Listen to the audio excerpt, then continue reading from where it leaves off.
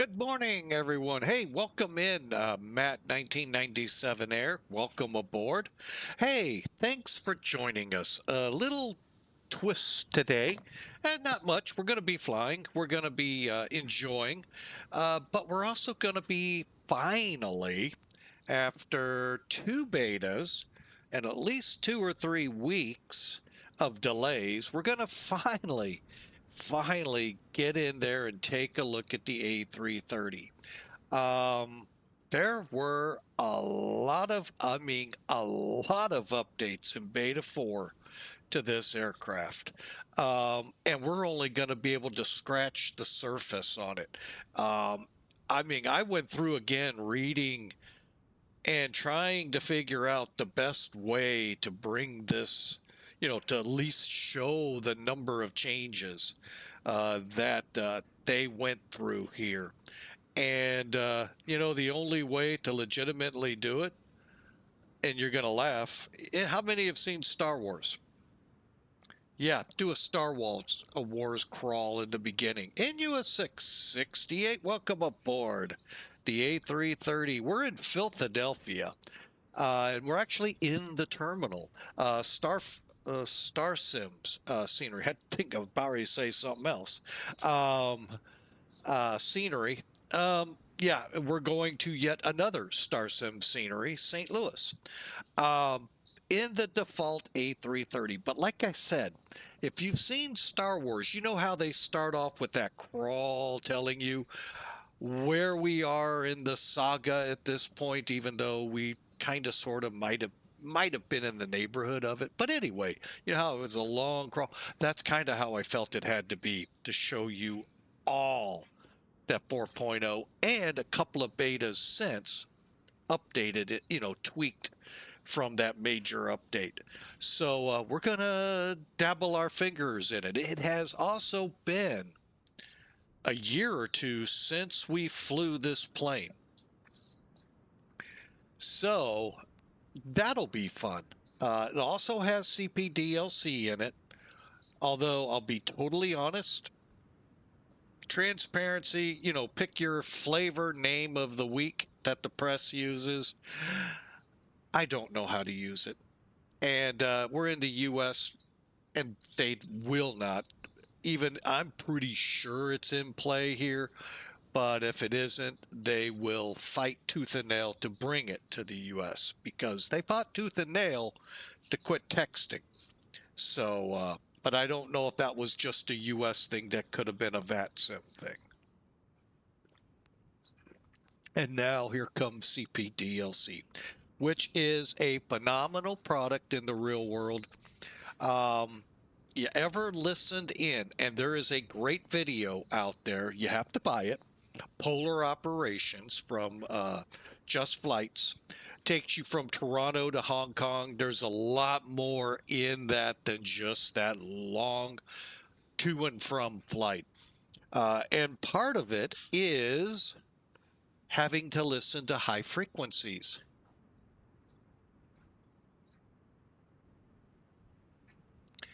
Exactly. And you was sick there, and his last said can be a lifesaver. Yeah. When you were in the world that they were prior to CPDLC, you have to first off listen to high frequency.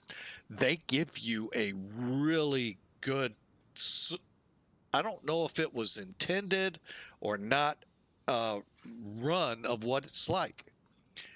And when you run into issues where you're not getting your step climbs over the Atlantic or Pacific, you're gonna now be in a fuel situation where you're gonna have to divert.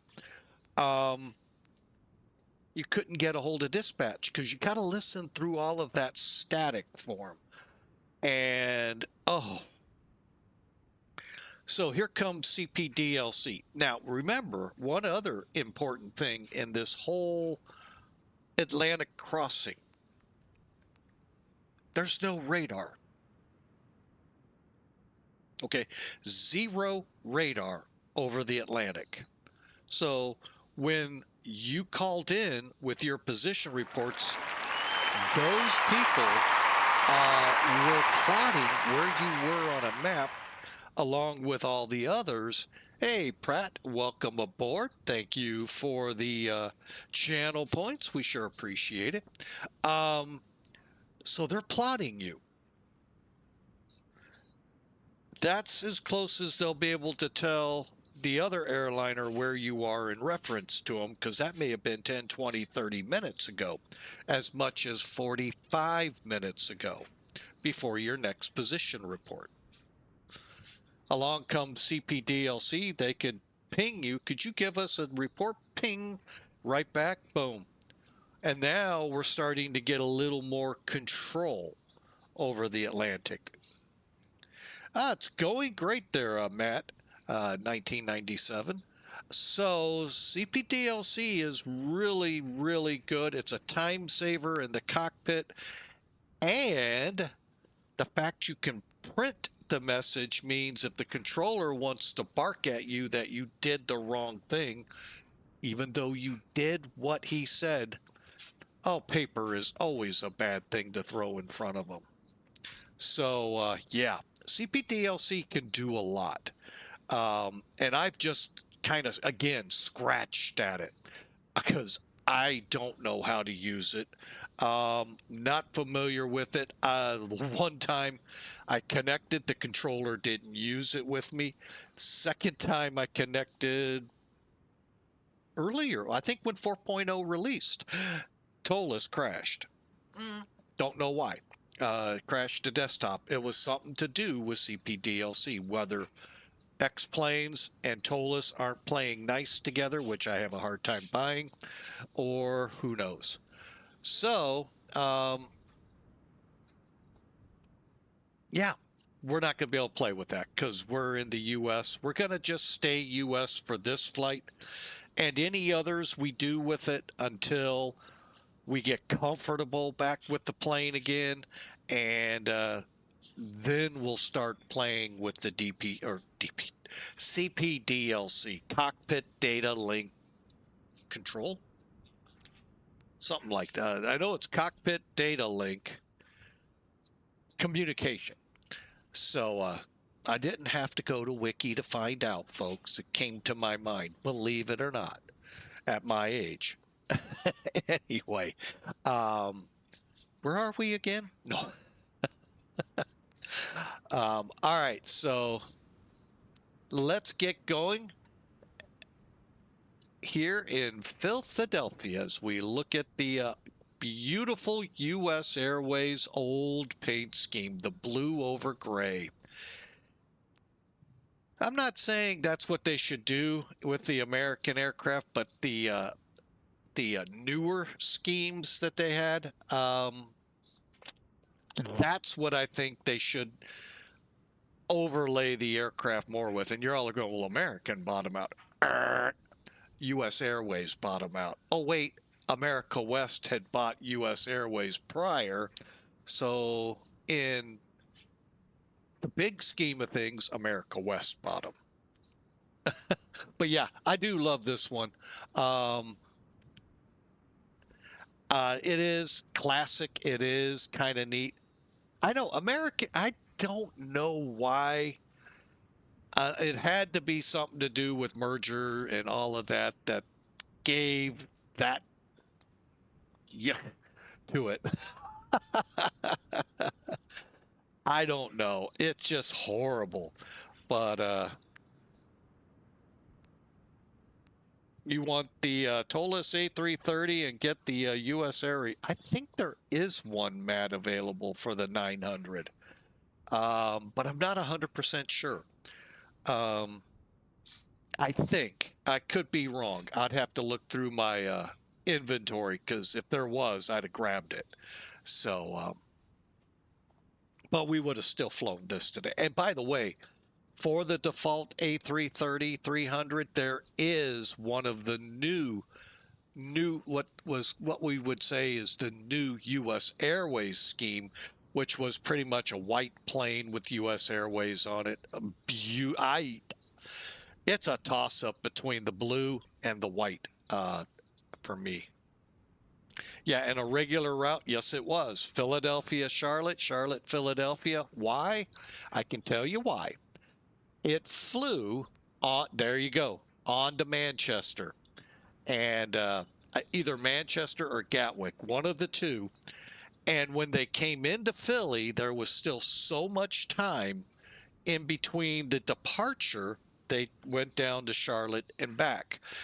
And there was another one that did that, and it went as far as San Juan. But yeah, it's not uncommon for them to come in, go somewhere else, come back, and then go back over the waters. YouTube titles, something like US. Oh, landing at man. Oh, that would have been beautiful. But yeah, that's what they would do sometimes, is to free up gate space here while they wait for their return trip. They'd go to Charlotte. There was another place they went, and I can't think of it routinely.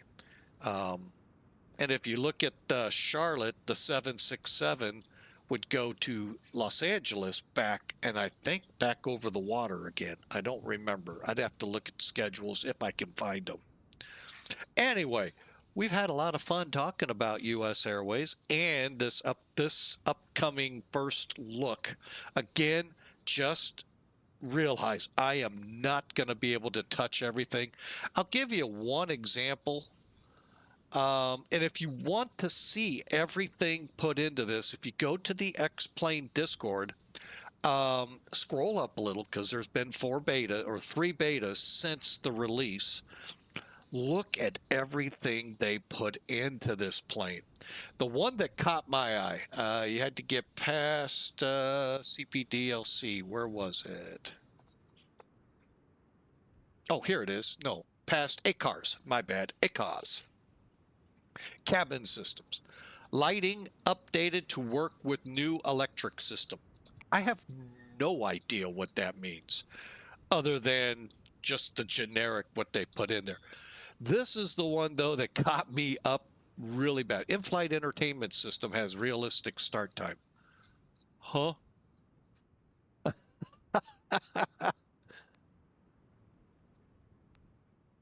Oh, okay. So Charlotte would also send a 767 down to Miami and back.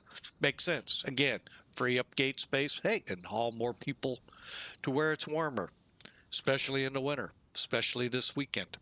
But yeah, entertainment, in-flight entertainment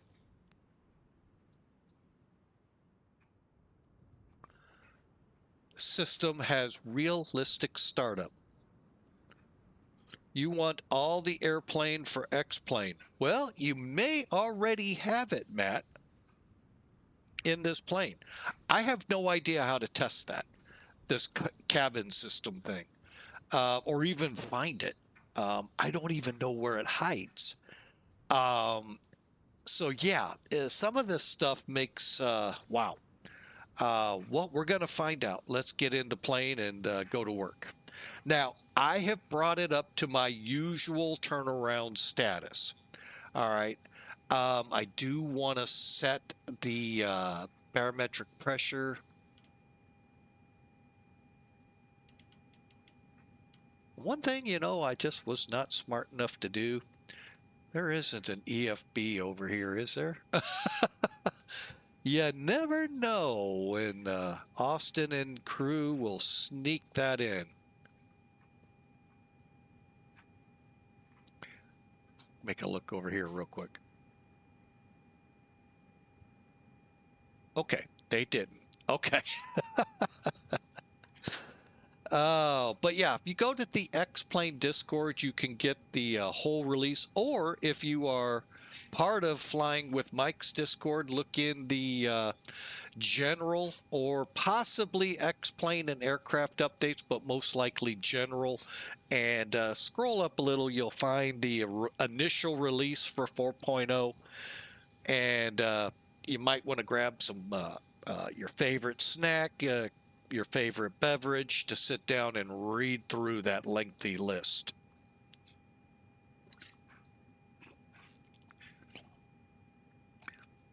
All right, again, this is default. This is not tollless. This is nothing more than the default A330-300 that came when X-Plane 12 released. Much to the chagrin, I will add, to a lot of people. I actually ticked off a lot of people when they were moaning and groaning they didn't have one, or one was coming, and I said, guys, X-Planes had it from the release. Oh, that was not a smart move. Oh well. I guess some would say they got over it. I doubt it. Because they still try to take pot shots at me. And I'm not even on those forums anymore. I just got tired of them. All right, so let's do it. Now, like every Airbus, you know, what I'm using is, by the way, the tollless A319 concise checklist. Pretty much, I find that works for just about every airplane, because Airbus, if it's dark, it's most likely set. All right, so let's get up here. Let me pull up something so I can make sure.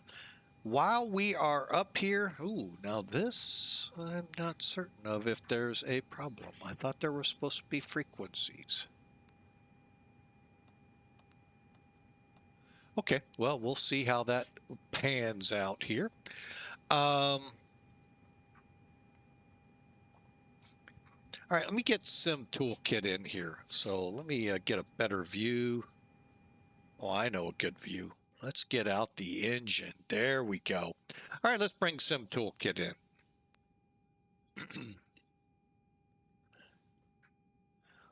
We use this as the unofficial scorekeeper for Flying with Mike. You'll see why at the end. But basically, here's our flight from the coast to the Midwest. And the airplane's going, don't send me, it's too cold. But it is. Today's payload, we will load in 237 somehow, some way, or we'll put 54,510 pounds in it. We're going to also see how the weights stack up. Block fuel 39,900, and 27 left's the animal for the departure out of here, runway wise, 30 right. Yeah, I think that'll be fine for St. Louis. Pretty simple route. Modesta to Pensy, J110 to Indy, Brickyard onto the Arch 2. Pretty standard 2-hour flight from Philadelphia over to St. Louis. Weather. Oh, oh, that's not the weather. Here's the weather.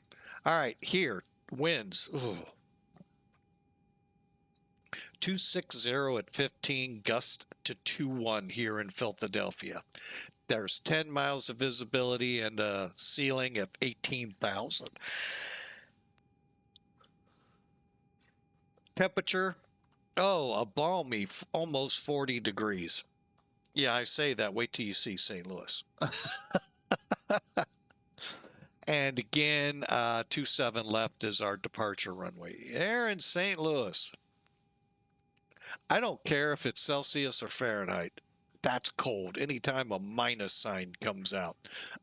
Winds out of the north, 010 at 14, gusts to 22. Oh, 10-mile visibility, ceiling at 9,000, 15,000 broken, and 25,000 overcast.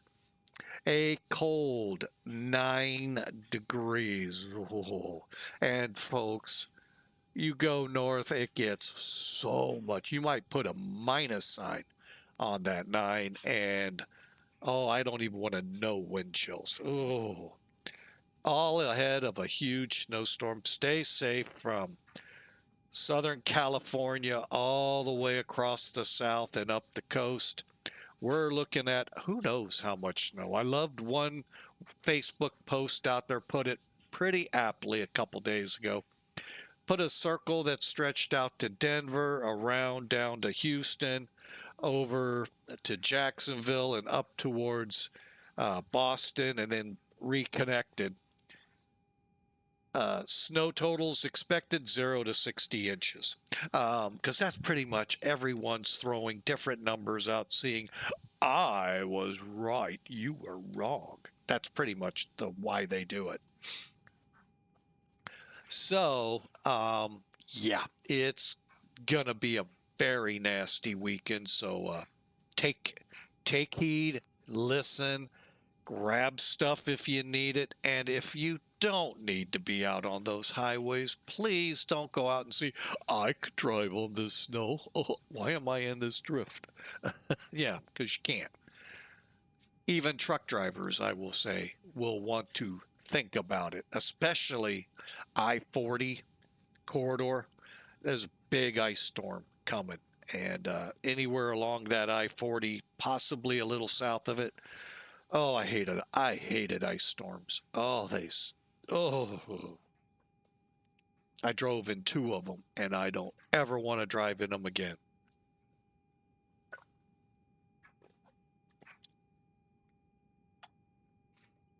All right, so that's what we're looking at. All we have right now is, I still think, towers up here in Philadelphia.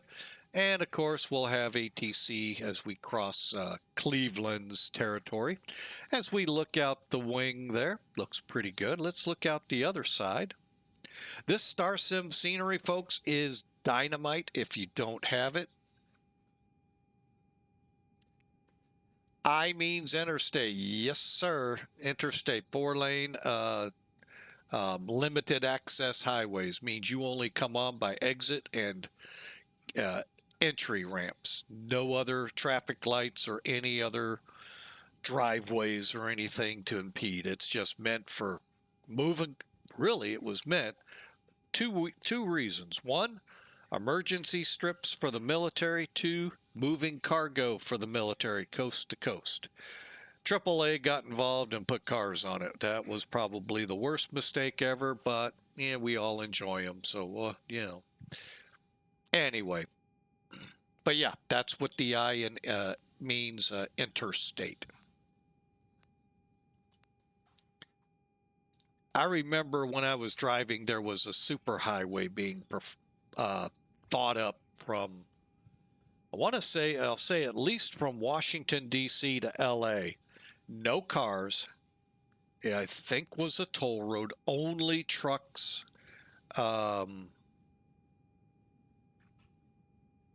I'd like to say 18 wheels or higher, but it may, I forget. Anyway, it never went. The cars got all upset. Why do they get that and we don't? I will leave that. Just watch Facebook. You'll get, just watch the reels. You'll get a good reason why. And the good thing was, it wasn't that bad when I was out there. I can't imagine what they deal with today.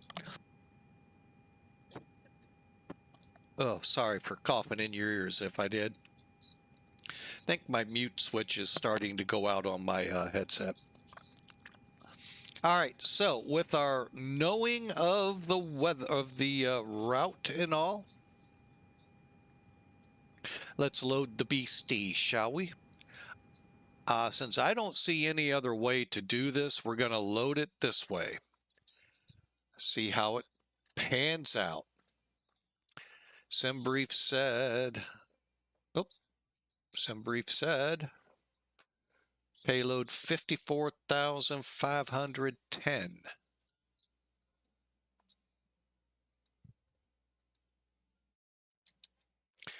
Five 4,510. Enter. Okay, I mean, we'll just go that it does that. That's fine. Internal fuel. You know, sometimes that 126,000 is not a bad number. 39. 900. All right, and I think we're good all the way down. Since we don't have de-ice, we're good.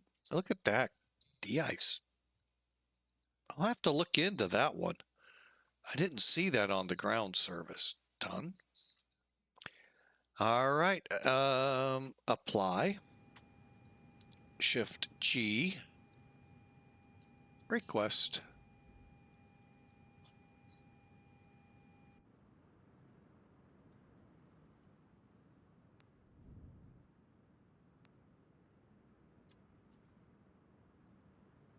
I'm waiting to see what comes. I normally don't do this. Tolus, you know, we have that great plugin. We drop down. I'm re-looking just to be safe. Show profiler. What's that? Okay, I have no idea.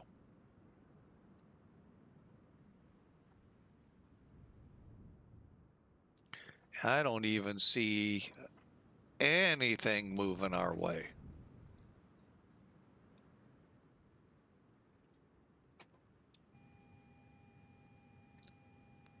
Fuel is still at 18,000. So we definitely need the fuel truck to show up. Again, this will be an extended time on the ground. Kind of curious.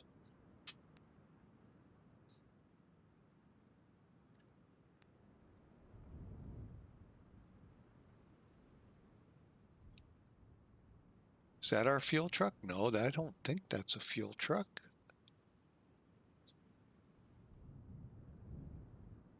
Huh. Anything coming that way?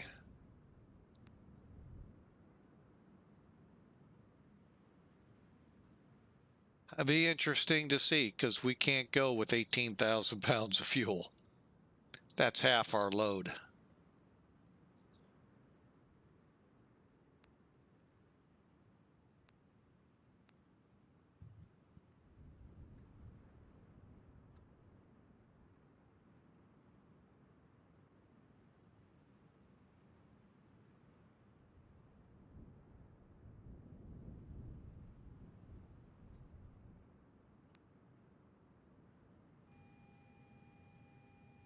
Okay, well, we're not doing well.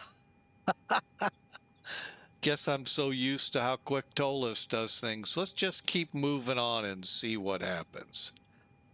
A little nervous here with only 18,000 pounds of fuel.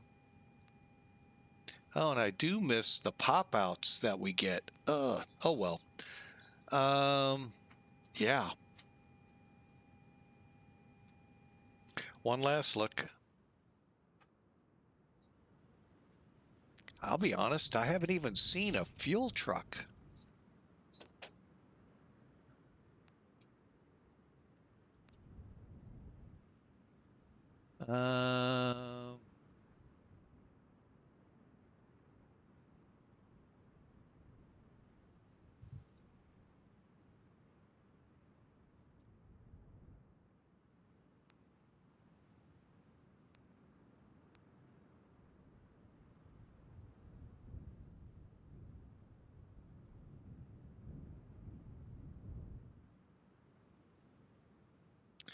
I haven't seen hardly anything that normally moves at an airport.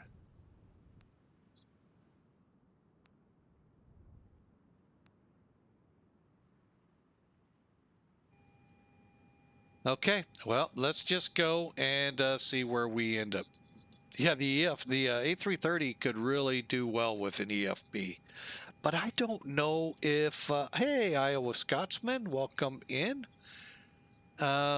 Yeah, I'm kind of a little concerned we're not getting a fuel truck. I wonder if that's because of the scenery.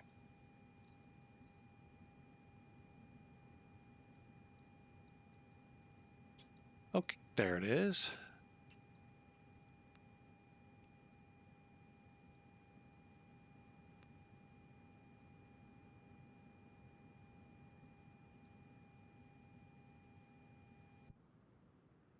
One more try.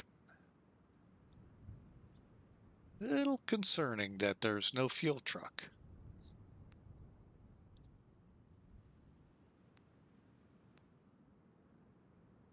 I may have to,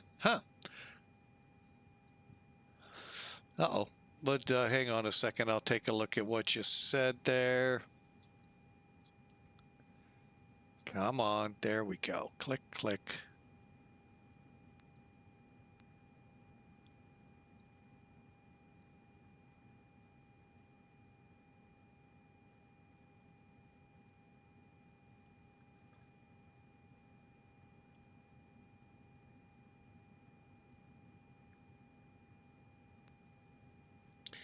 Well, darn it.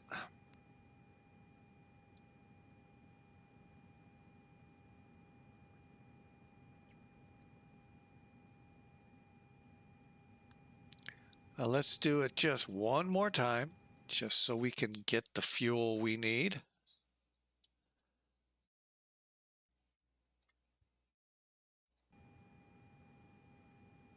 Well, this is just not going well. If we can't get more than 18,000 pounds, we can't fly this flight. Oh, wait, wait, wait. Does that say kilograms? It sure as heck does. Hang on. Oh, I hate kilograms. Sorry, folks, that I know most of you live with them.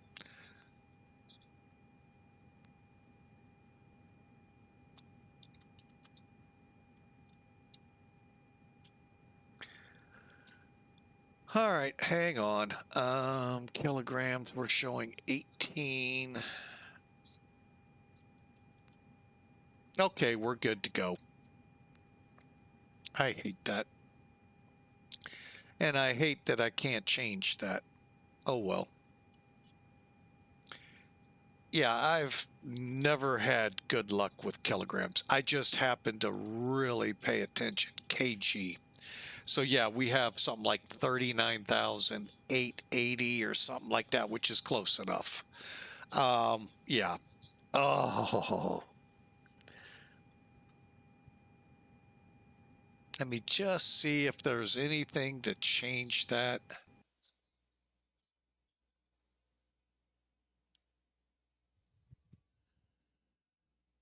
Okay, so far, not on my high side of liking it.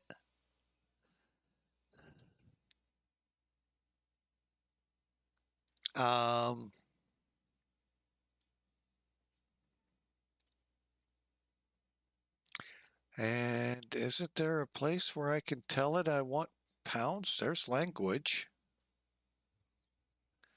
Huh, that would be nice. And don't tell me it's because most airlines are in kilograms. I don't care. I almost got big time tickets as a truck driver for people putting it in kilograms instead of pounds and going, oh my gosh, we double loaded the truck. Yeah. Mm-hmm.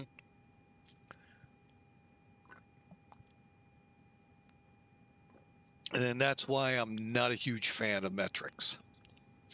All right, so we're good to go. Sorry for that delay, folks.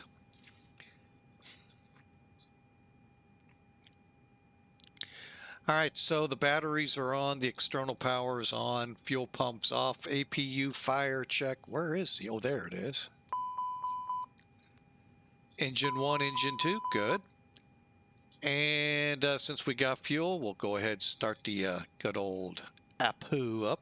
See if that automatically changed. Good.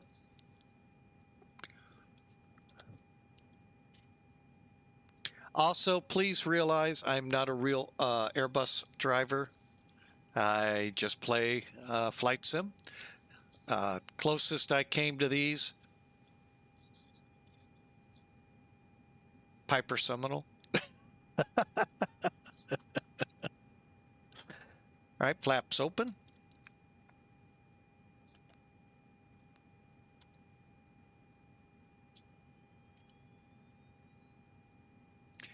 Startup looks good, time-wise at least.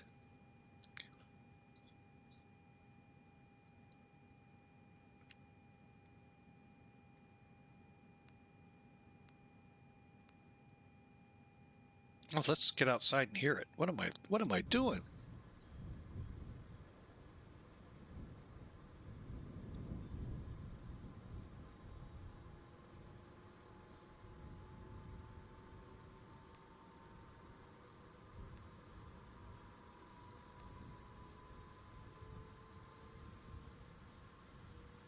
Well, we got a startup sound. That's good.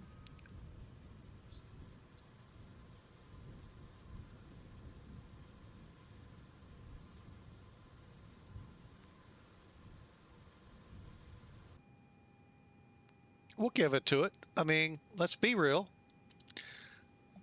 All right, so we're now available. So we'll go up here, probe heat and APU. Good. There goes our packs and all are on.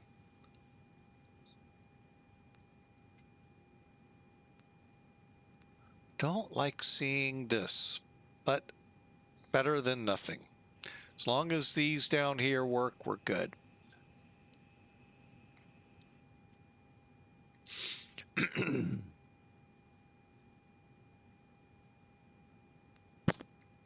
Oh, another thing we're not going to like, I have a feeling we can't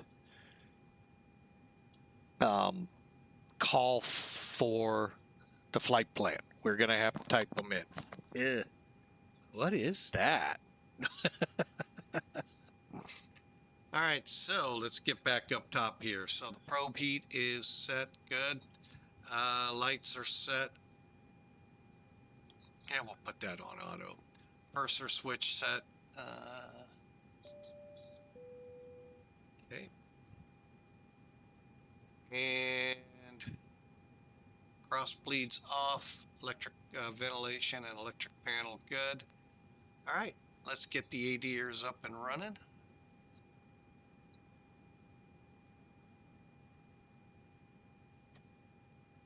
That's looking good.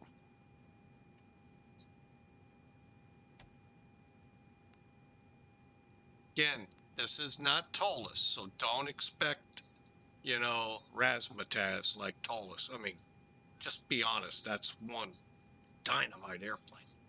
Okay, we're good up here. Let's come down here. Now, they do allow us to pop those out. Thank goodness. I'm going to go to plan. And there. And here comes charts. Ah, okay, so 22 Jan, 19 Feb, that looks good. No secondary nav data. Ooh, wonder if that'll give us troubles. Curious. Huh. All right, so let's go to a NID.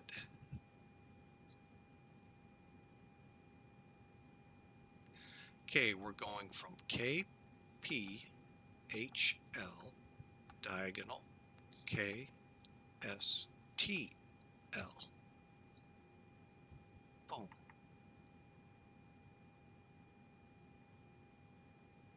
Sure. I like that. Okay, that redeemed a little bit. Wow, I like that. Okay, we're USA 676. Now,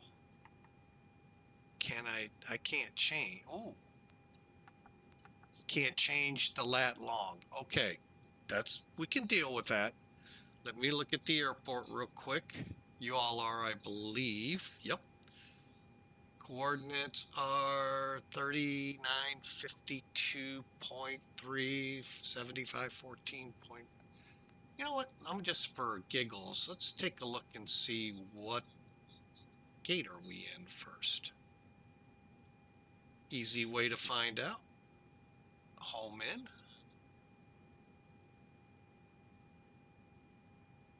Okay. Get our live traffic up here. Let's home in and see where we're hiding. A13. Okay. First off, we have company bus. Oh, wait, no, we don't. Let's get up on here and Make sure we don't get ourselves kicked out.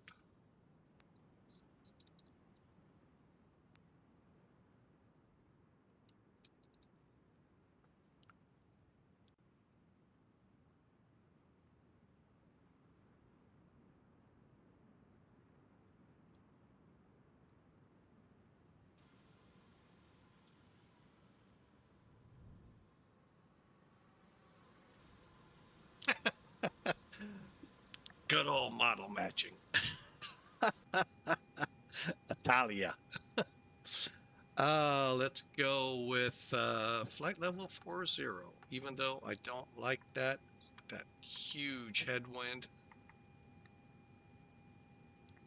Wind, I don't think we can put it in there. Nope, nope, and nope. Okay, so far, so good.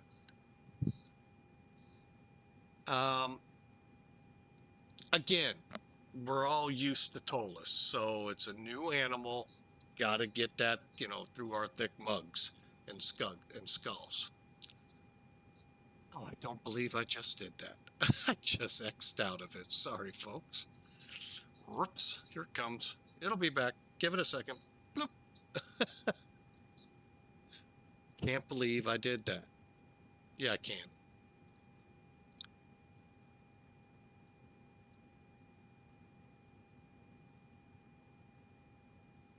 Oh, I got to turn live back on. There we go.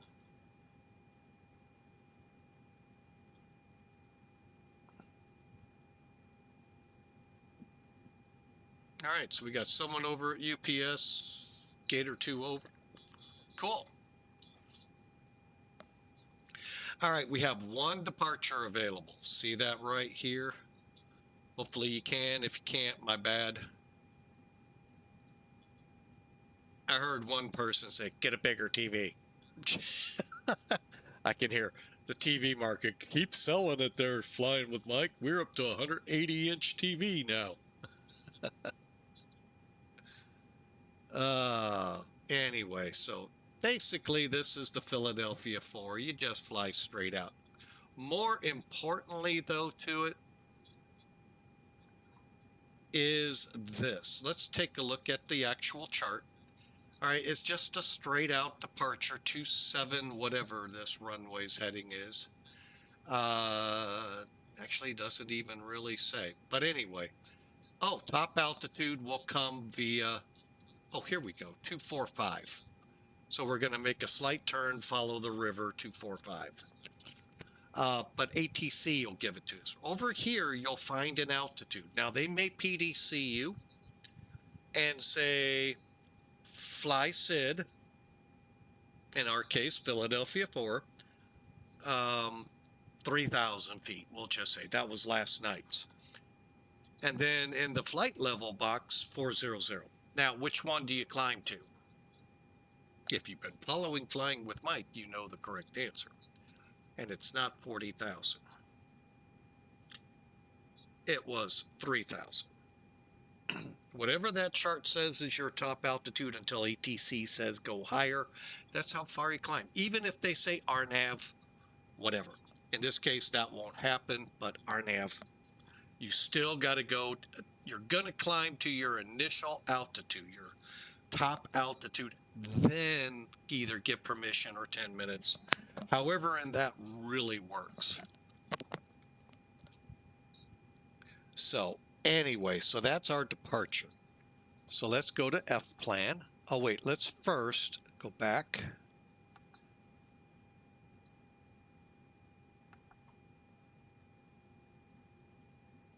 Oh.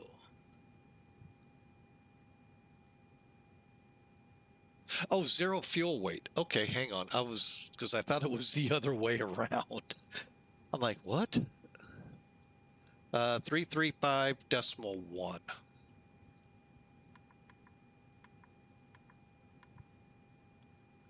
Three 335.1.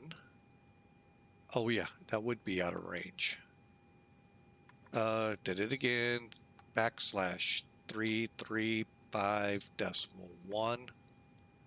Click. No, you're not.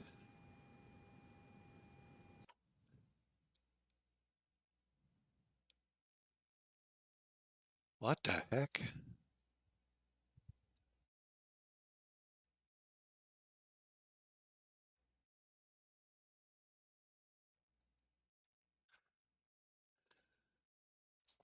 Because without that, folks, you are going to... All right, let's take a look at this. Empty weight 280. I don't know why it's coming up. Let's try 3796. What the heck?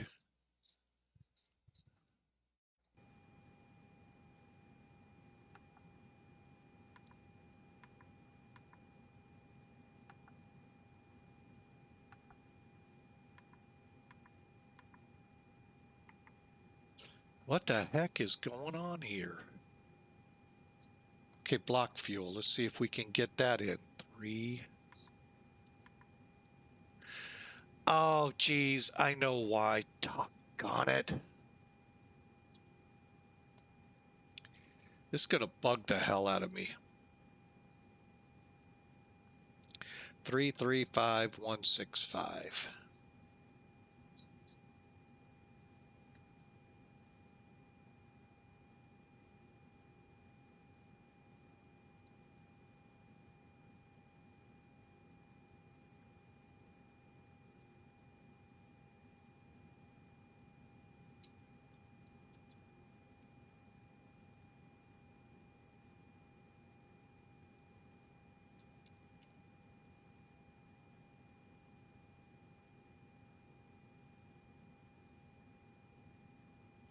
I know why. It's stupid kilogram stuff. 152. Sorry again, folks.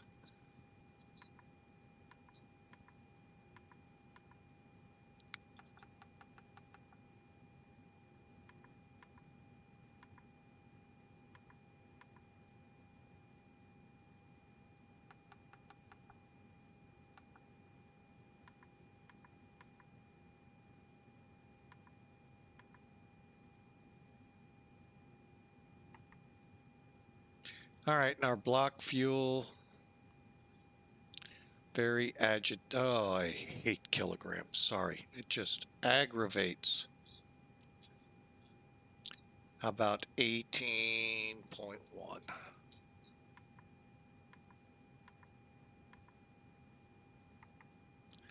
That's what we have to be able to do anything. Oh.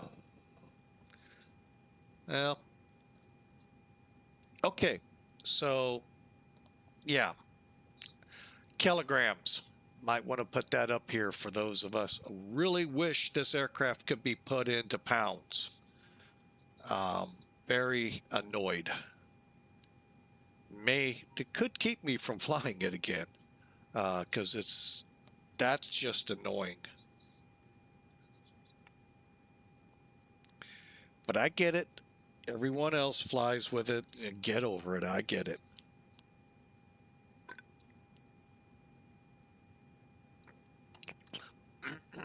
All right. Now let's go to the flight plan. Thank good. Whoa, something's missing.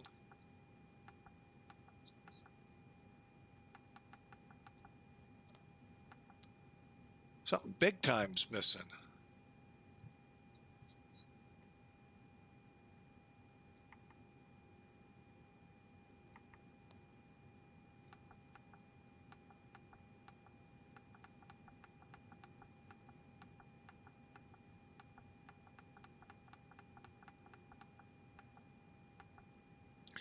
Holy mackerel, we can't put in.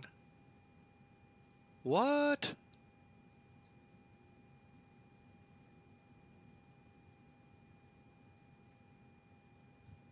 All right, I found another big problem. Loading your company route could screw you.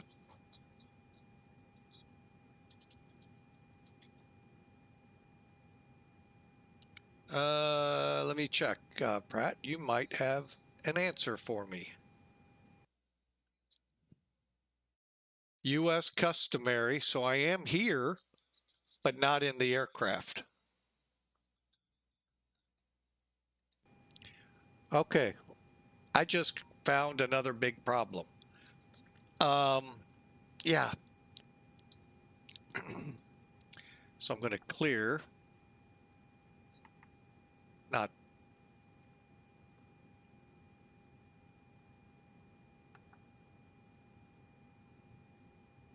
how do I get rid of it? I thought it was clear. Okay, we're going to do it this way. KPH.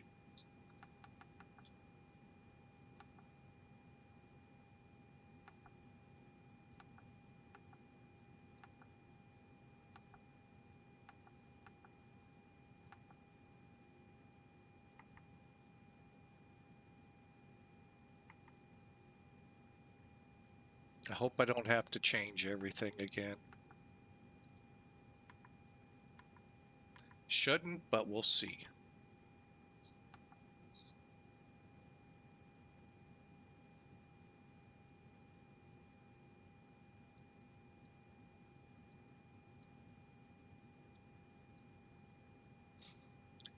All right, 18 point.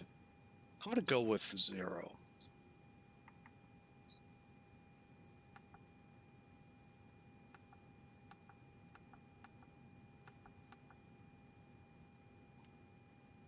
Okay, so we've learned something. Don't use the flight plan.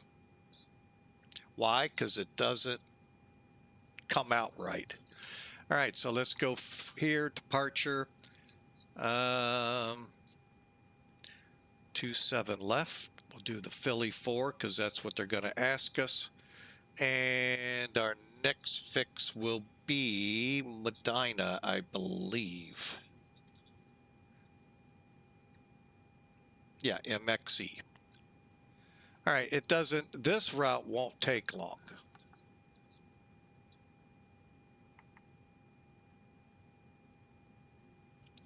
Then from Medina to Pensy.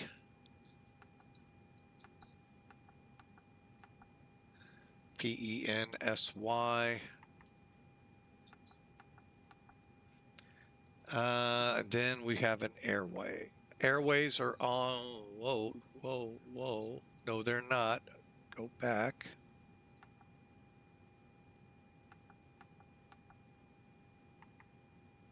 I did it again. Are they on the left? Yep, there it is. 1102, I think it's VHP.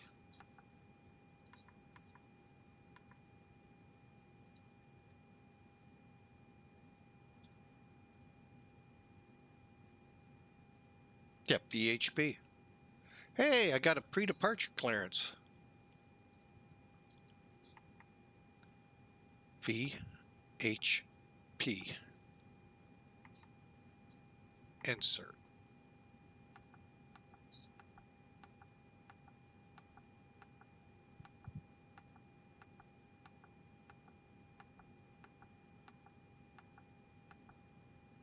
All right, and all right, so now our arrival will be, okay, so we come down 30 right. Let's take a look so y'all see what we're doing here.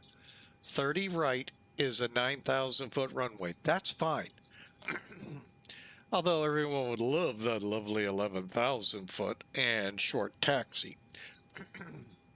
Believe it or not, they're going to land you 30 right, depart you maybe 29, and if you're a heavy, 30 left. So we'll just look for 30 right. Now, what I'm going to do here is clear off St. Louis, and I'm going to go here. Connecting to 30, we have an RNAV, and I don't like that. We're going to do the ILS, which I'll do from Trish.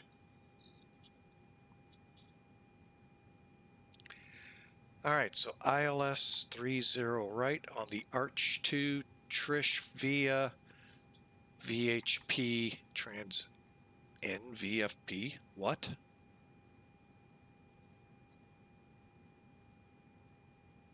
Okay, there's a lot of things here you got to be very mindful of. All right, so let me take a look here. Arch. Akbar Pruitt UK Arch.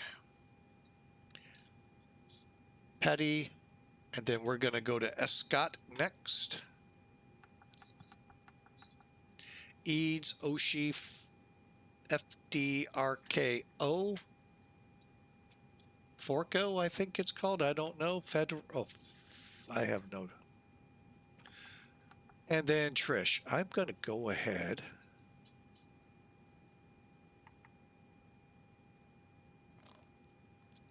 That's right. Old school. Invalid, delete, clear.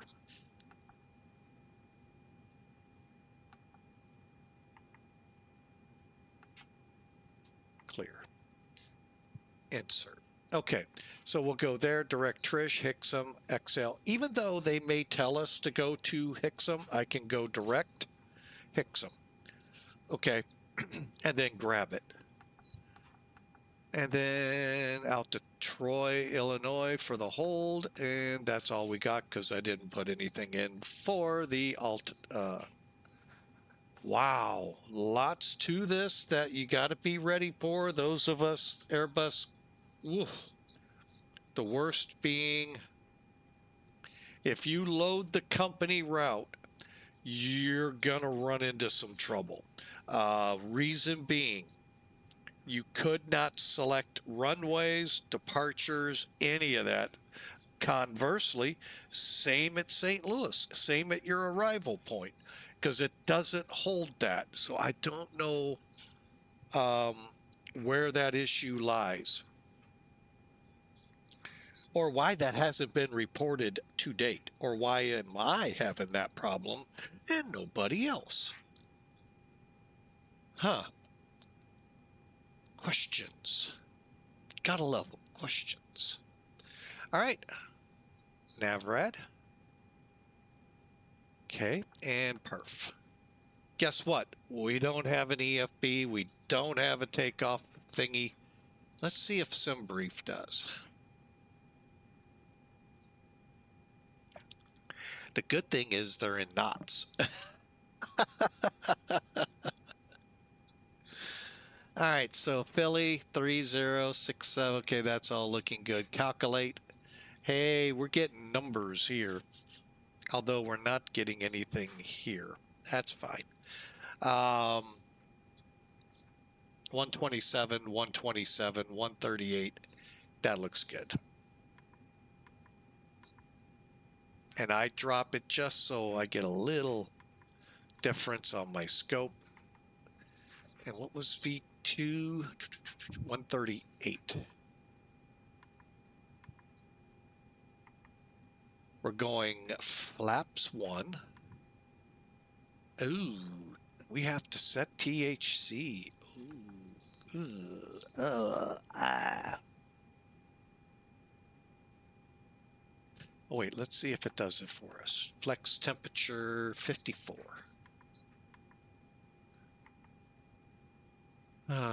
Next page. Nope.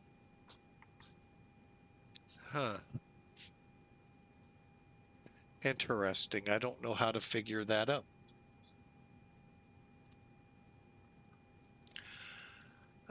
Any help out there in the galley who's flown this plane? Would love some insert here. Pratt, where did you get your V speeds?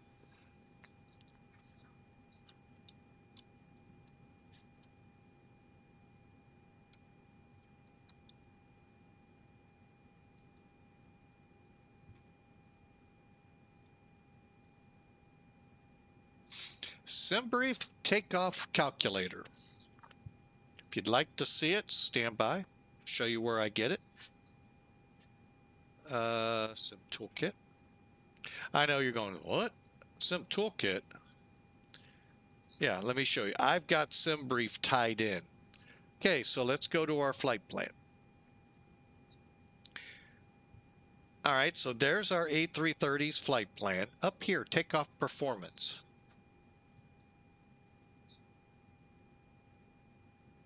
Correct. And that's what I'm trying to figure up right now. Yeah, I don't know.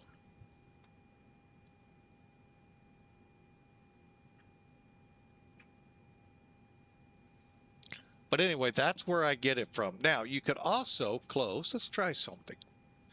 I hate doing it because it means I got to do a lot more work, but who knows? I don't have that many, so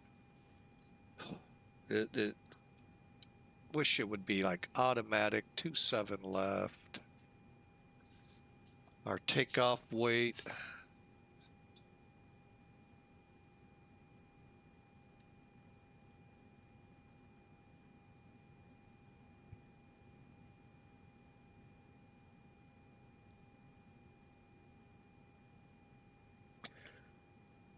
You never know.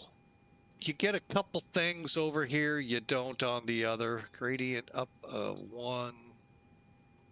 Still don't get the THS. Yeah, I don't. We're going to go flaps 1.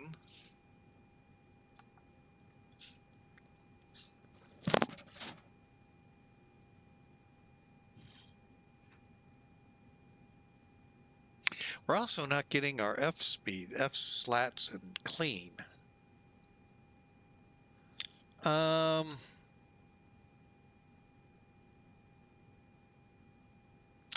Yeah, again, Pratt, be one caveat for everyone out there. I've not flown this in the 3 to 4 weeks it's been out. Whenever 4.0 released, I haven't had a chance to fly it because Beta 2 came out and that threw a monkey wrench in the day I was going to fly it. All right. What do you say we just do up 0.2? How's that sound? Can't put any thrust or reduction altitudes in, engine out acceleration altitude. I mean, we're going to have to fly. So far, so good. I'm still kind of on the fence with it. It's going to take a few flights to get used to, as they all do. Let's be totally transparent here, as they all do. All right, let's get back up here, look at our PDC. All right, so we are cleared. Route as filed, 40,000, squawk 1612. Let's get down here and do that, lest I forget. Okay, one other note. You had to go to TA to go mode C on the transponder. Just turning it to on with this switch right here. Oh, you're not seeing it because that weird guy in the right seat wouldn't pull Sim Toolkit away. So you had to go TA to get the green mode C. Usually you do it right here, either auto or on. So just a note, if you're flying this plane, watch your X-Pilot. Okay, we're on tower.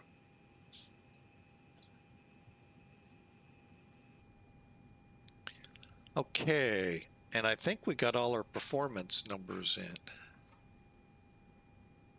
Okay, let's put this one over here. Oh, I don't like this. Oh, you got to go over here. Sorry. Oh, you're getting... There we go. All right. Okay, perfect. Now, put you on flight plan. Back. All right. Heading on the runway 267. Does that sound right? 267. Okay. At least one thing. One thing on our PDC. Is there an initial climb? Fly 265. That doesn't sound right.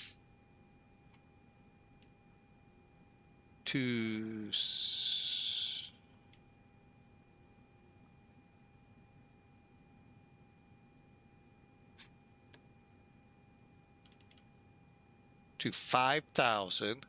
40,000 after 10. Departures offline. Contact him for taxi. So pushback is me. We'll make sure. Well, folks, it's a little shorter than expected, but still a little over an hour. We did pretty good here, 3021. Oh, that one didn't change. That stinks. Yeah, they really need something to kind of tie these together. I'm not even certain this one didn't set either. Wow.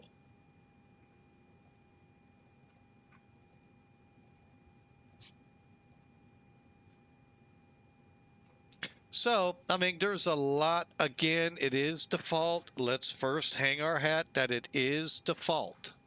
Let's check something here before we get ready to push.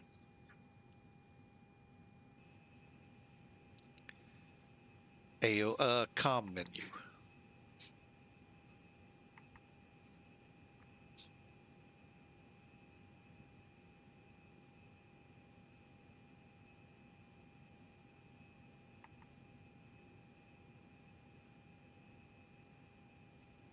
Go to settings. Okay, where is that?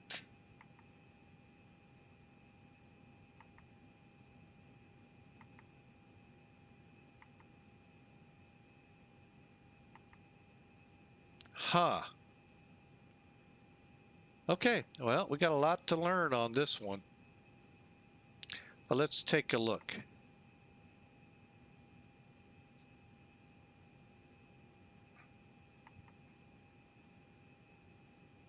Okay, yeah, much of it Greek to me, but you know what? Hey, let's go ahead, close the door.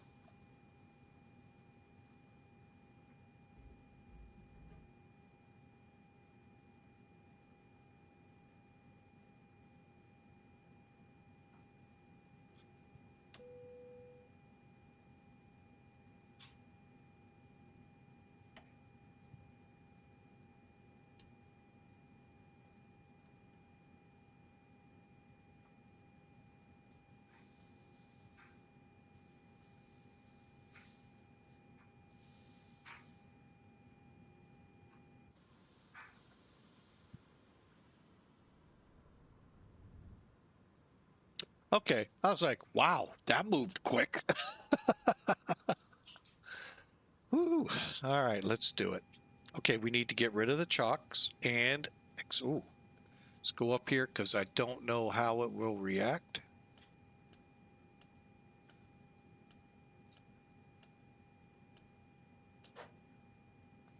Okay, APU's on and available. Shift G, disconnect. We're still powered up, remove. Now you can use this to push back. We're gonna push back and pull up. All right, so let's get better pushback.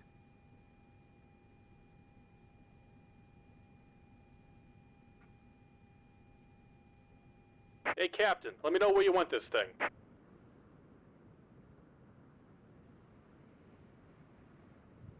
You know what? Let's delete that.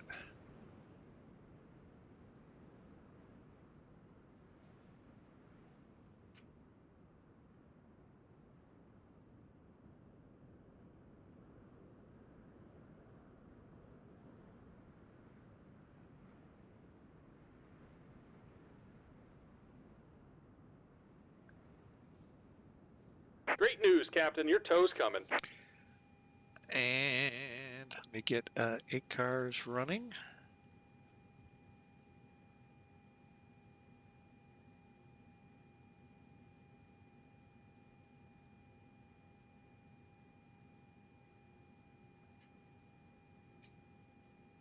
All right. Looks like the doors and hatches are closed and we're ready to connect.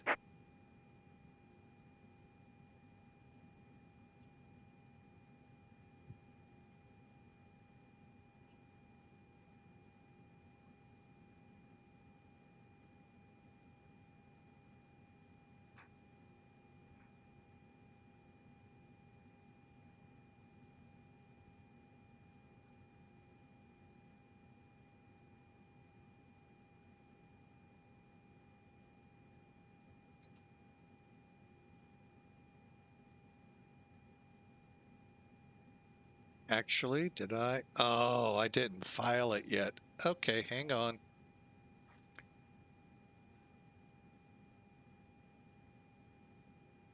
Welcome aboard, Captain. Toes connected, bypass pins inserted. Go ahead and kill the parking brake when you're ready to go. I'm not ready to go yet.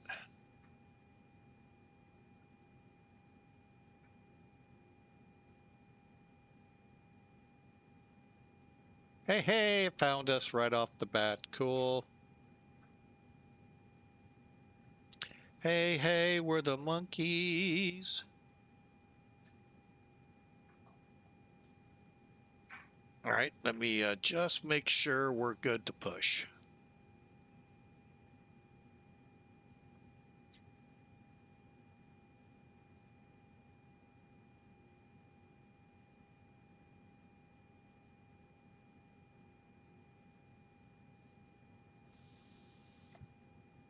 Yeah, Philadelphia Tower, U.S. Airways or U.S. Air 676 ready to push. I saw we don't need to call for taxi, just wanted to make sure we have pop-up.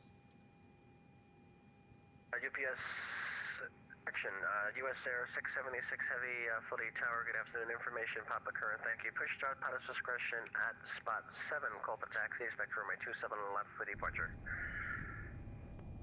All right, 2 spot 7, we'll call for taxi, U.S. Air 676. Okay. I hear airplanes. Hang on. Why do I hear airplanes?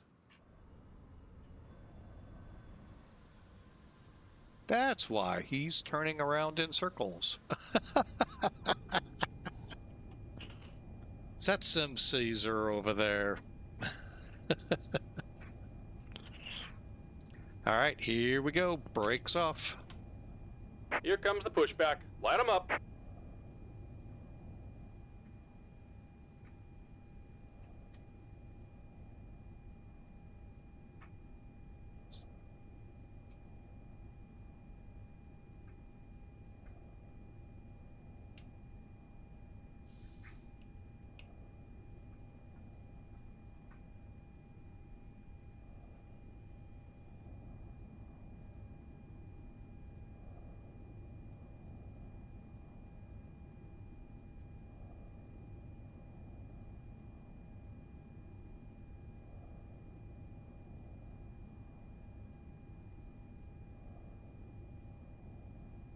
Oh, okay, we're still throttling. Okay.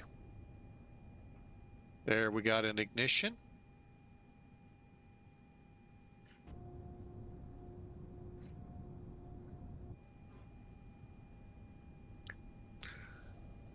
Okay.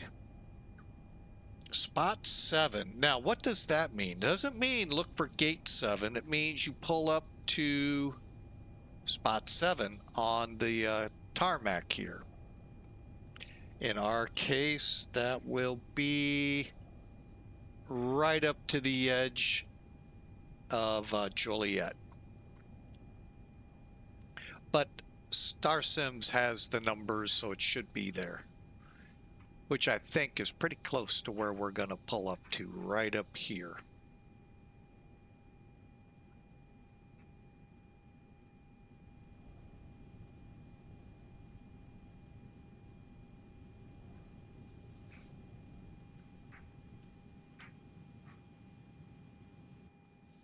And I think they're spooling up. Well, maybe not. I keep forgetting. They kind of underpowered these aircraft.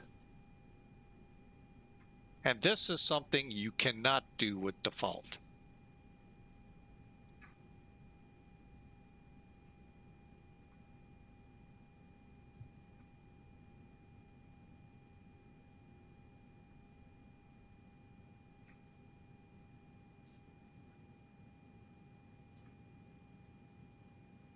Just about done here. Go ahead and set your parking brake. Brake set. And we're disconnecting the tow. Give me just a moment.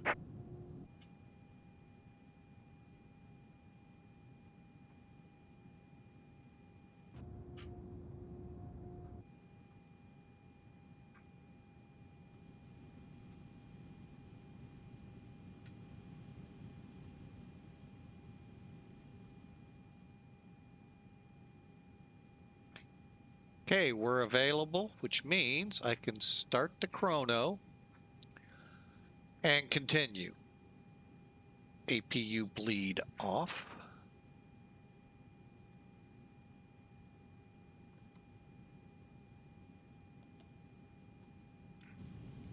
Spoilers to armed.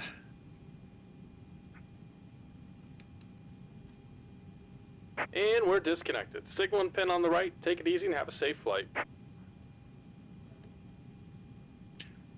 All right, and we'll go ahead, we'll set the pitch trim.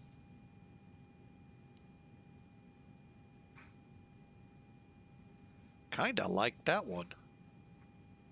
3.6.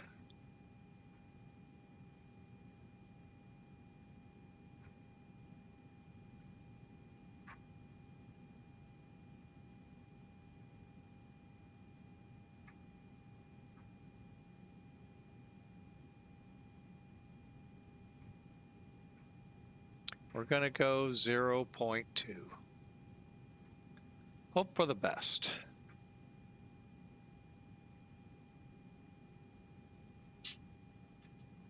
Okay.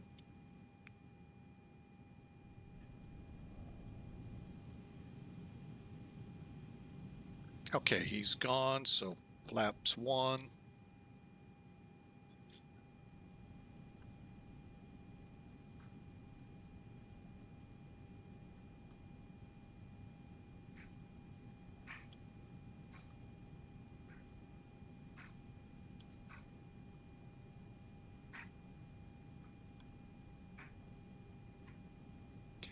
Yeah, I think I would still prefer the tolless, only because the EFB and all. It'd be nice if Laminar would include that, but I get it, it's just default.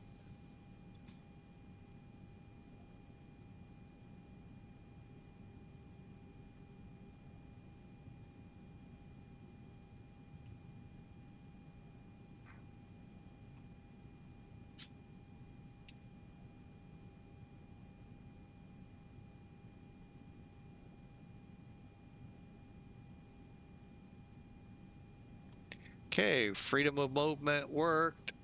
Spoilers are in the armed position.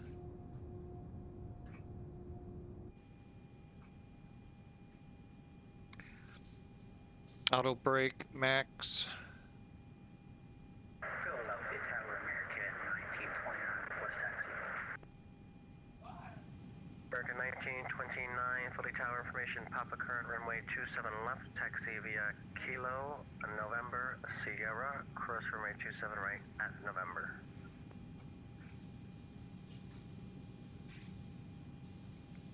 Taxi 27 left via Kilo, November, Sierra, cross 27 right via November, American 19.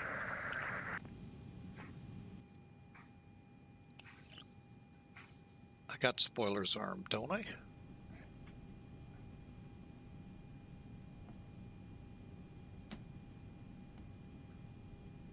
Now we do. Okay, let's do a test. And deselect. Okay. And Philadelphia Tower, US Air 676 at spot 7, ready to taxi 27 left. American 1929, amend the instructions, runway 27 left, taxi via Kilo, hold short of taxi weight, Quebec, please.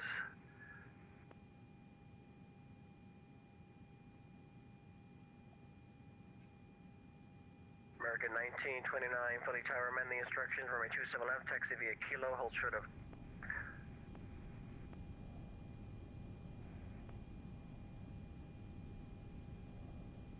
Can you say again for American 1929, please? American 1929, you can disregard. US Air 676 Heavy, hold short of Kilo for now, I'll have you move in momentarily. No worries, we'll hold short Kilo.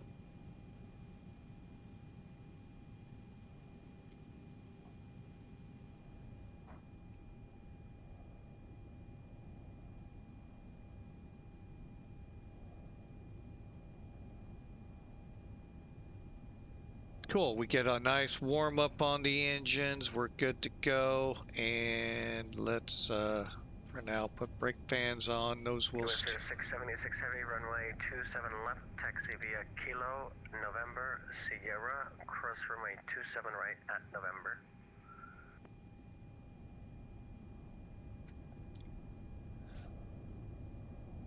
All right. US Air 676 via Quebec, November, Sierra Cross 27 right at November, US Air 676.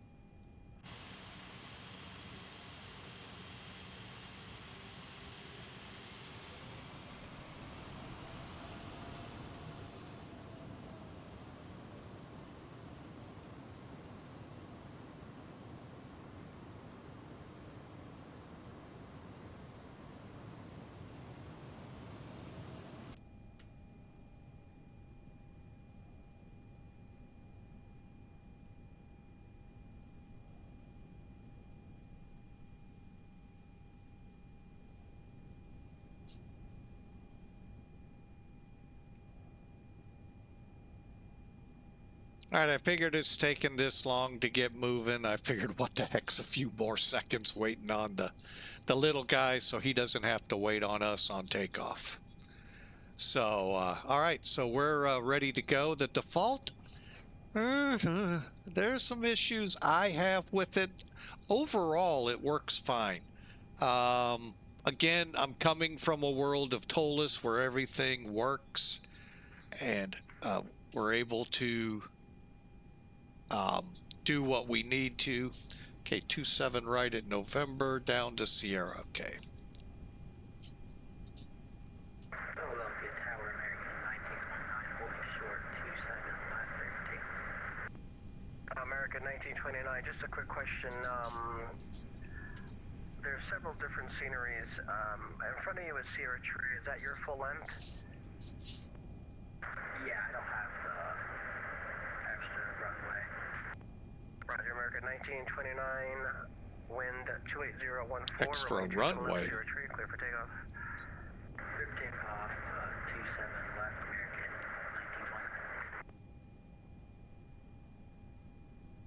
1929. I think that's Sierra 3. I think he's Philadelphia Tower, American 2615. We're sitting over at Concourse Alpha East. We have information Papa.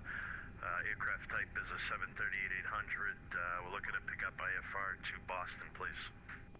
American 2615, Philadelphia Tower, good afternoon. Information Papa current, thank you. Clearance was sent via PDC. Call for taxi, please. Runway 27 left for departure. Received PDC and we'll call for taxi for 27, American 2615.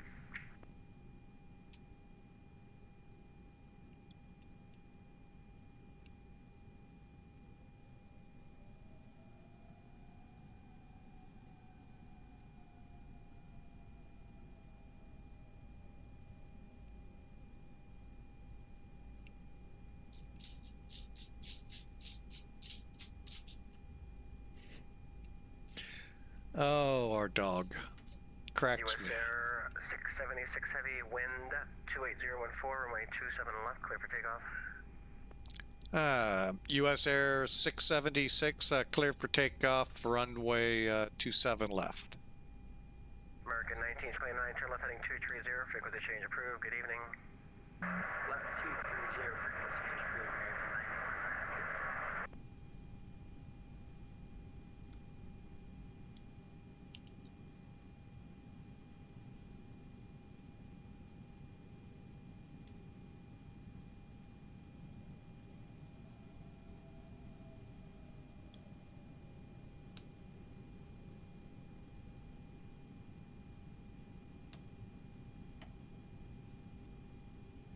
1929. I turned the beacon off. Hang on. That or it did it next plane.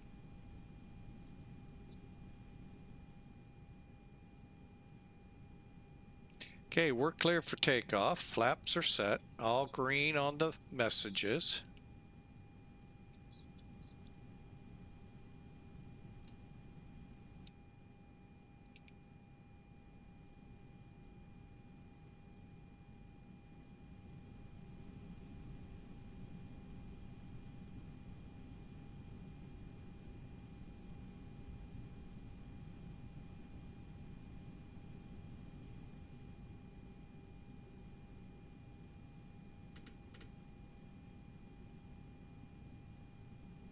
Okay, a couple steps I missed. I see them right now. Let me clear that up.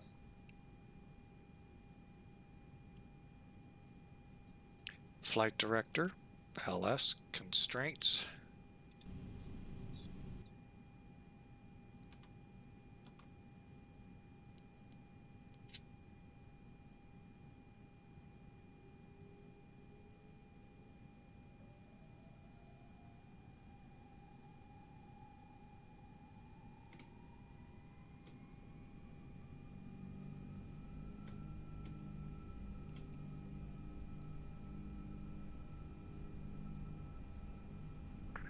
Philadelphia Tower, American 2615. Would you be able to send me that PDC again? American 2615, unfortunately we're unable to send PDCs more than once, but I'm typing it up for you. Oh, okay, thank you. Yeah, I exited out by accident. 2615.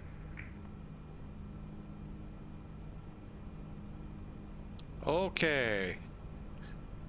Wow, this sucker is gonna eat some runway.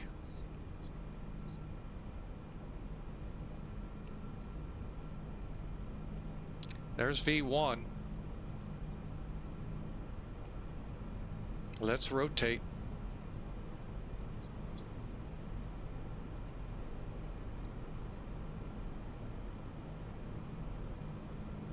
Maybe.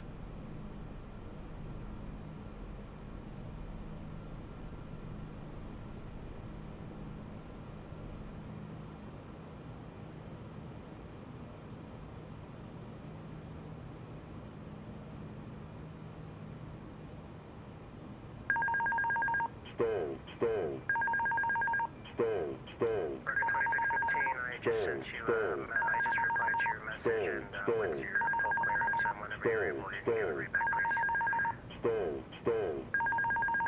American 2615 is cleared to Boston, Philadelphia for departure. Heading 230 direct. Bank angle. American 2615, hold your read back. Direct to Hannah, and we'll join Quebec 450 direct to JFK. VOR is filed. We'll maintain 5,000. We'll expect flight level 230 10 minutes after departure. Departure is offline. Squawk 2236. USM 676 Heavy, frequency change approved, bye. Frequency change approved. Sorry for all that aerobatic stuff. Sorry. No problem, happy to flight. American 2615, just verify squawk is 2236, rest of the read back correct, push start, pilot's discretion, spot 7, call for taxi, 27 up for departure. Yeah, squawking 2236 in the box, and we'll call when we're ready for taxi for 27 left. 2615.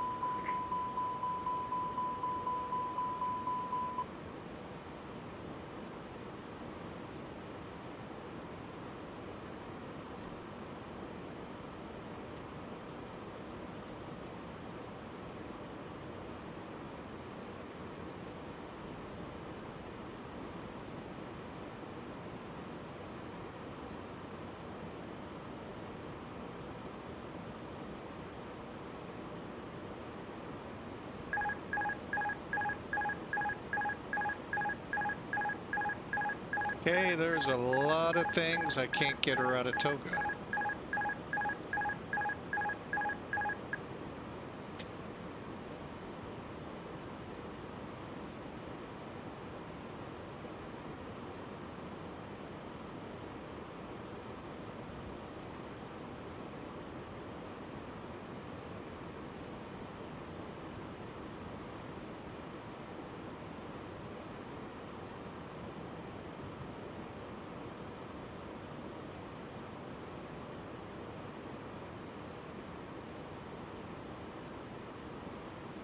Okay, right now, I don't know if we're...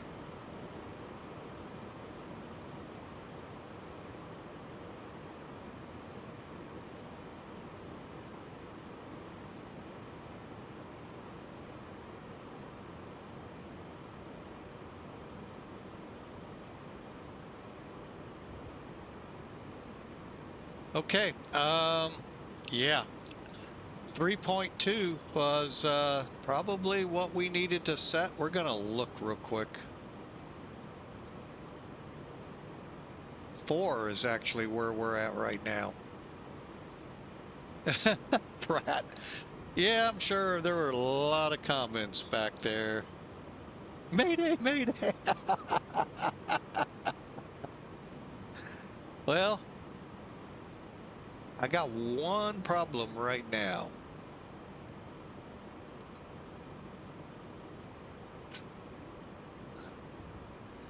And that is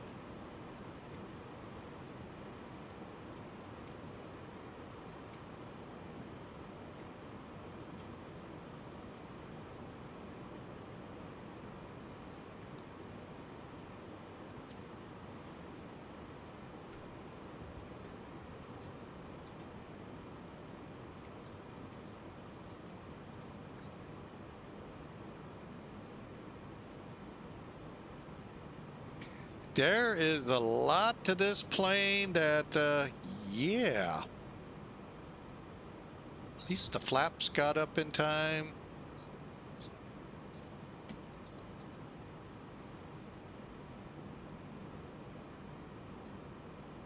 Speed, speed, speed. Speed, speed, speed.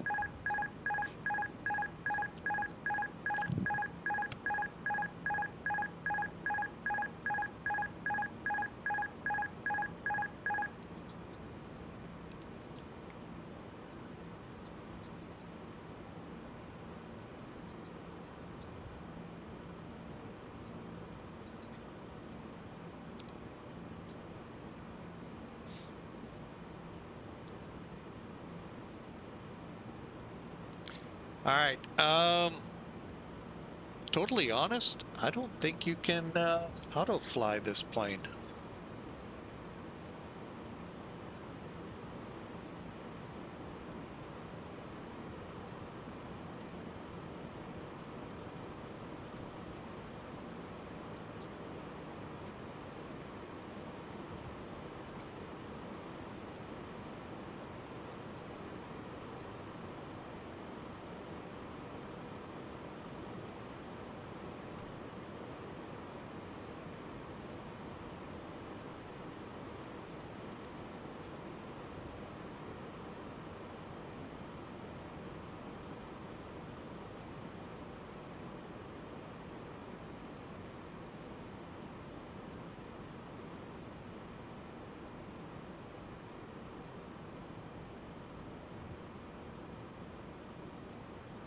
All right. I'll be honest, I'm not enjoying a lot of this.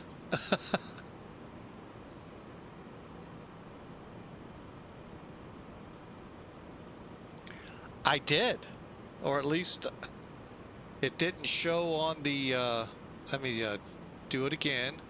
Oh, we only got one throttle in use.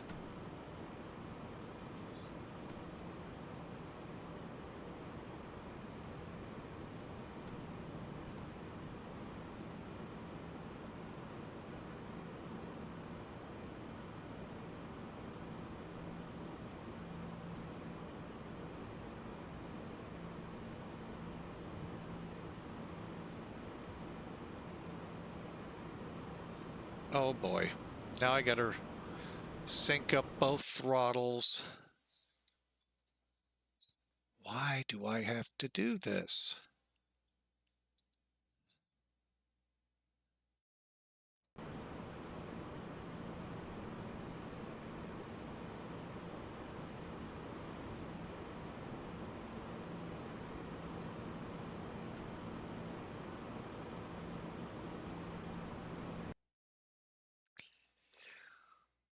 All right.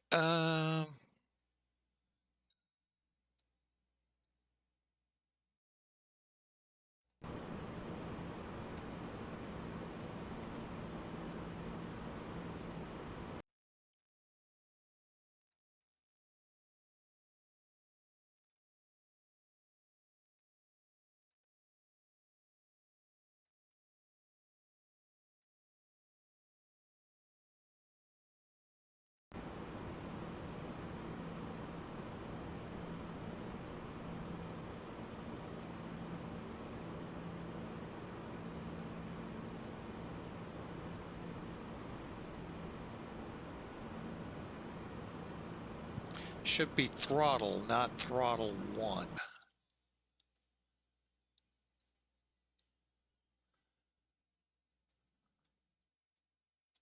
Horizontal?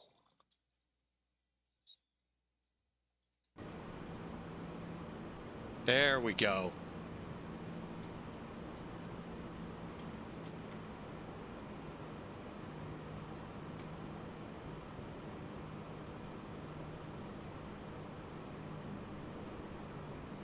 Still not getting the dot.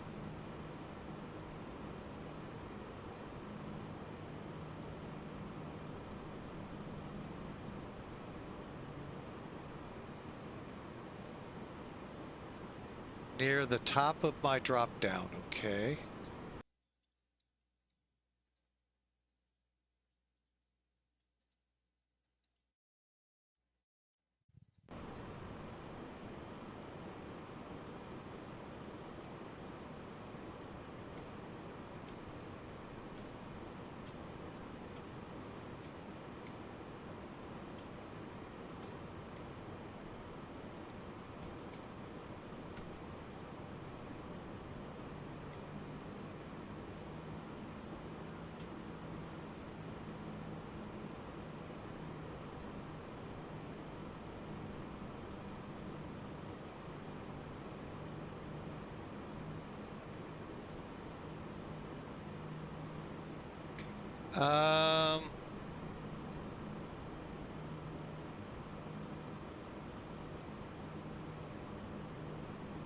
Throttles are synced now.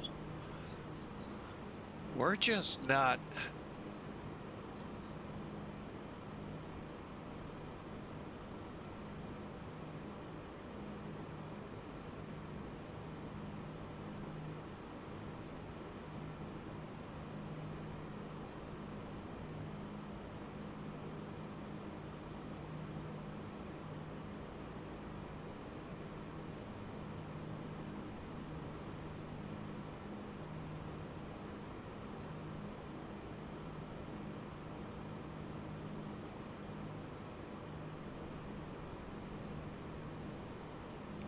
We are not getting managed.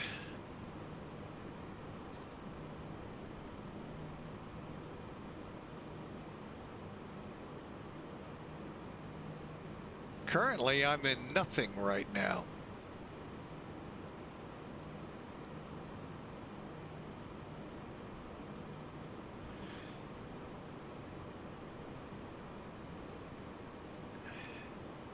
Philadelphia Tower, American 2615, we are ready for takeoff. All right. First off, I appreciate all the help. Yeah, I know there's an open and a managed climb. It's not wanting to go managed.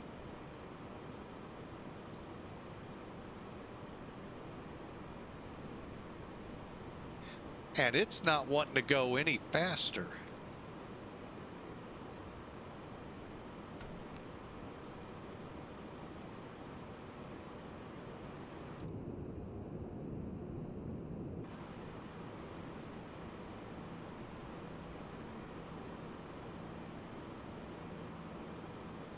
Same here. I'm like totally lost on this one.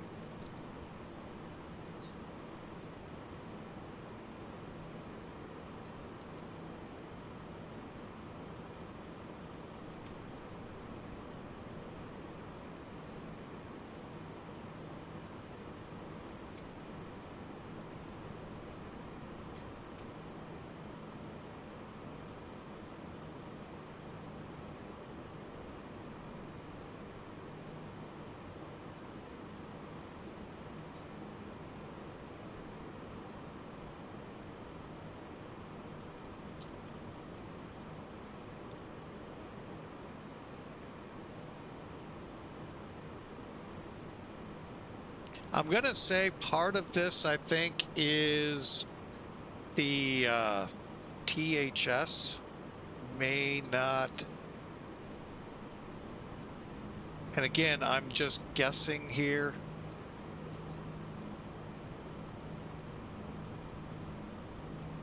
VNav unavailable. Let's clear that.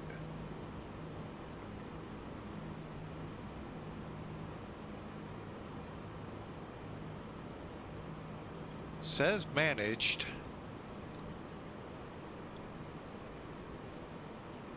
We are climbing, that is definitely for sure. Just not at the proper speed.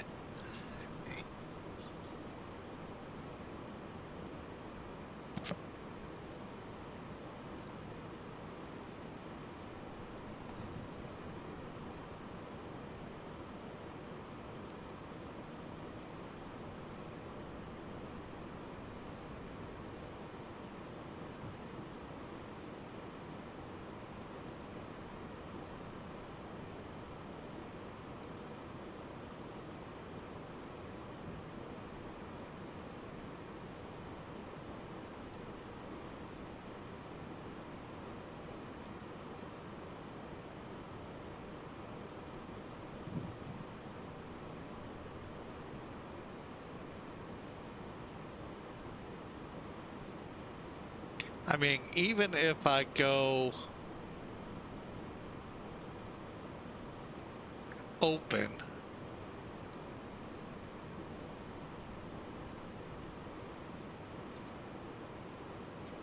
and I put it to 100 feet a minute, I should still accelerate.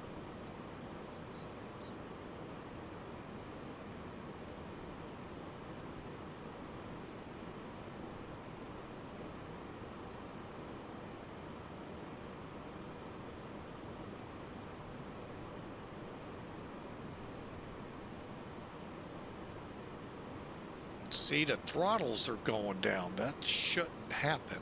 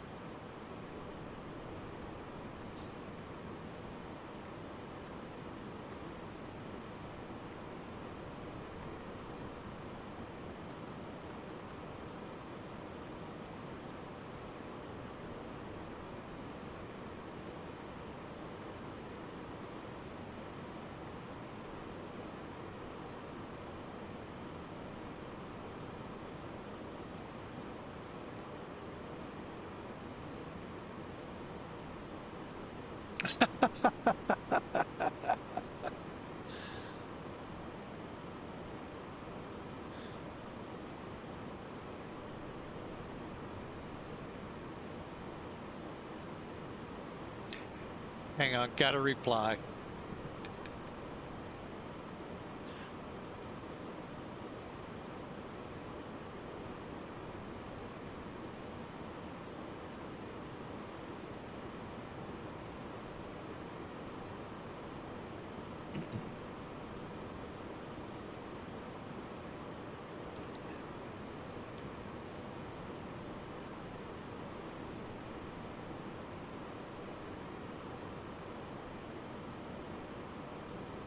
All right.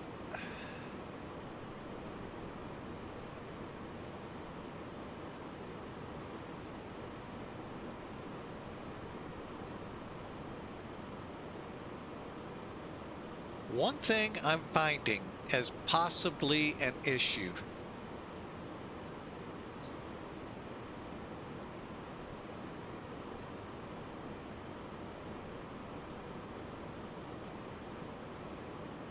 There's no numbers in here. Same here.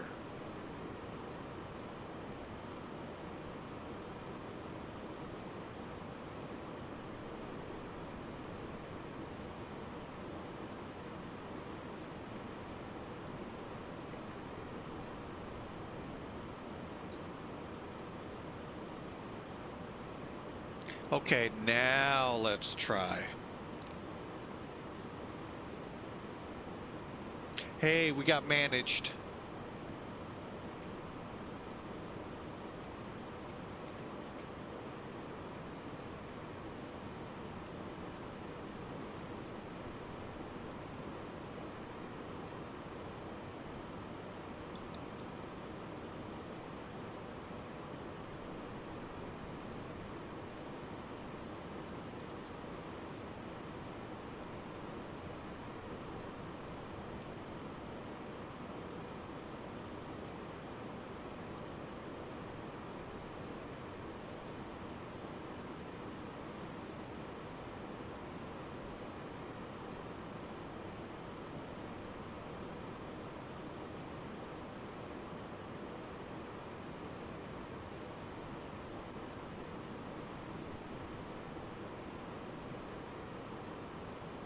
Well, we finally got it into managed. And what happened? And I think it was.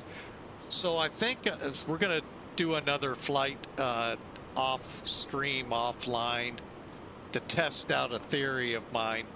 We're not going to touch the TH. We're just going to look at it and copy it.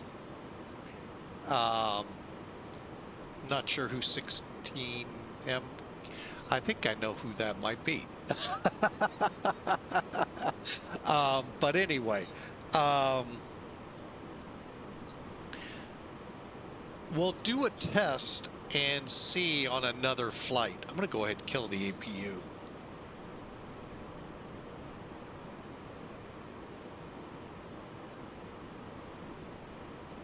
I think my passengers are going to be writing me up till the sun comes, you know, cows come home. Well, that's what we get when we test out a new system here. You just don't know, especially when they're not up like others. That THS is so important. What that is, for those not knowing, that's the horizontal stabilizer. You got to set the trim right on that.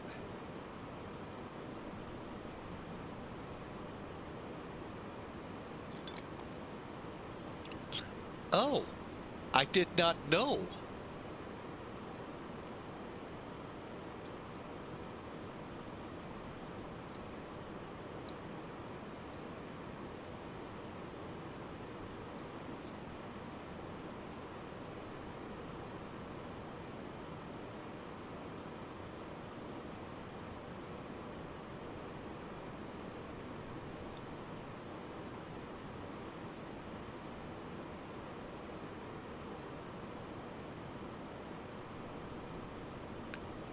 All right, so I think we finally got her under control. Let's take a look and see how messy the cabin is.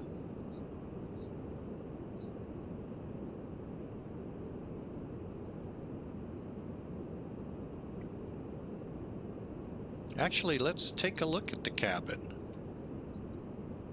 Seats look good. 222 cabin. Looks like oh, I did not know that, United 689. Although I know who you are. Anyway, I did not know that.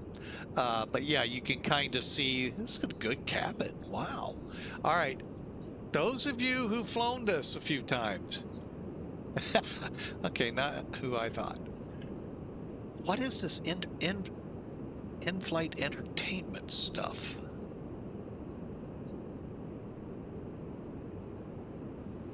Yeah, I'm going up to the ladies up here and say, what is this? Is that what this is? Oh, is this all working? That would be a negatory Ghost Rider.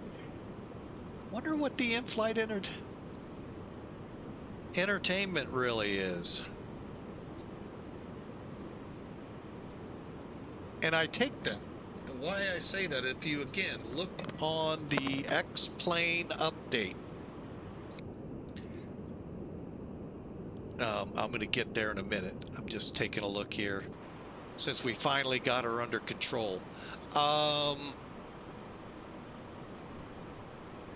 The update here when Beta 4 came out. Bear with me.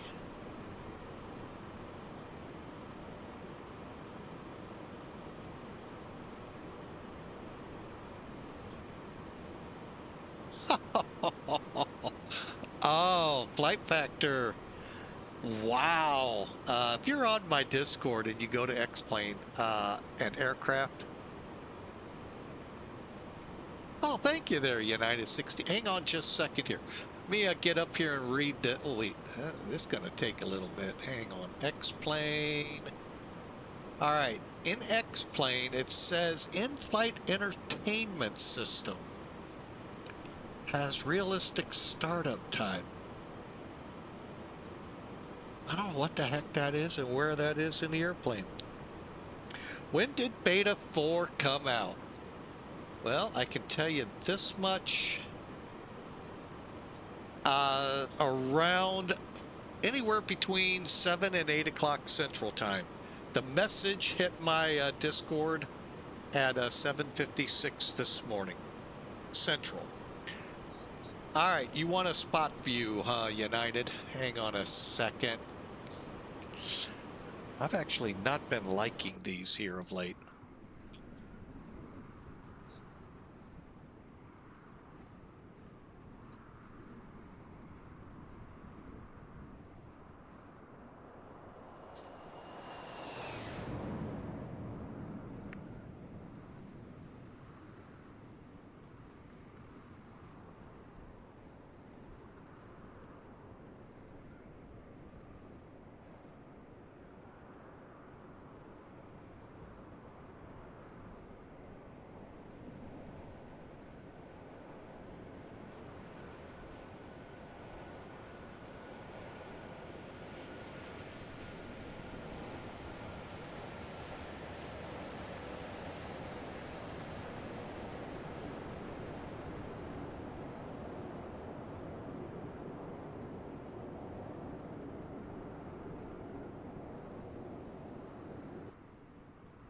Yeah, I don't know if I like this or not.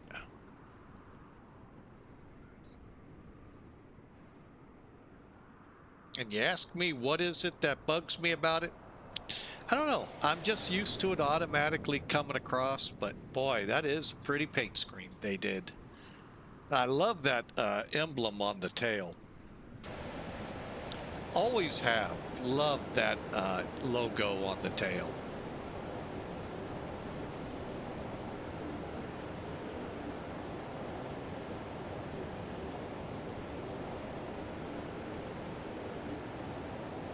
Came out today there, Steve. Like I said, around 7:56, call it 8 o'clock my time in the morning.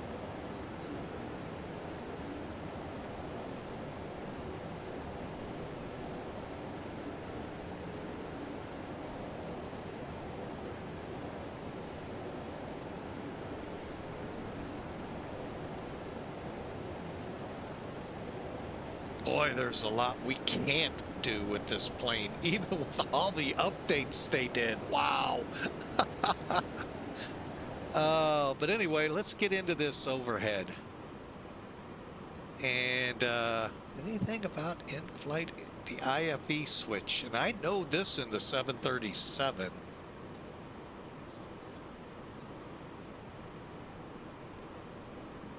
Torque sim plug-in issues?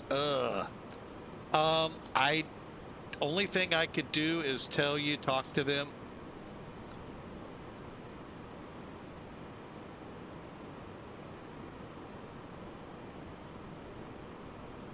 Hopefully they did. Now, are you in beta 2 still, or did you take beta 3 and so forth up there, Steve? Okay. I noticed in beta 3 when it came out, the one plugin giving me troubles, the developer been talking with, he made a slight correction, and what the screen was telling me gone away. So either talk with the developers, but it's not CTDing, thank God, like they were in beta 2. Gosh. Nothing like doing an update, hit fly sim, and crash. Oh, that one stunk. All right, where is IFE?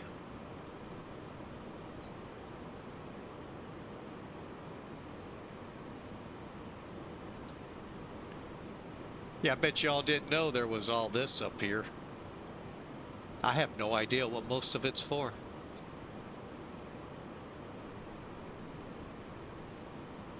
Even here.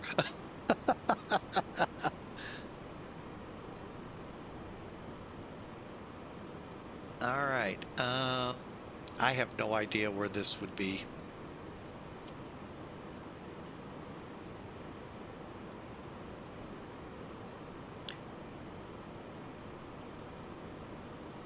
Maybe down here?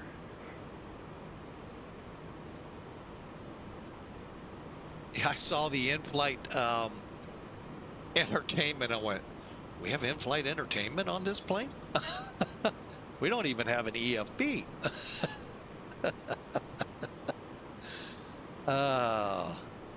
Down this side. Nope. Yeah, I'm totally lost at what they're talking about here. Oh, but anyway, well, I hope y'all enjoy. Welcome aboard. We are Philadelphia to St. Louis, and we nearly crashed on takeoff due to stalling. Finding XPLN, yep. Yeah, without getting into too much details that I've been told, X-plane meant for those crashes, if they were to happen, and trying to get these plugins up, playing, I guess, if the right words are the way they should.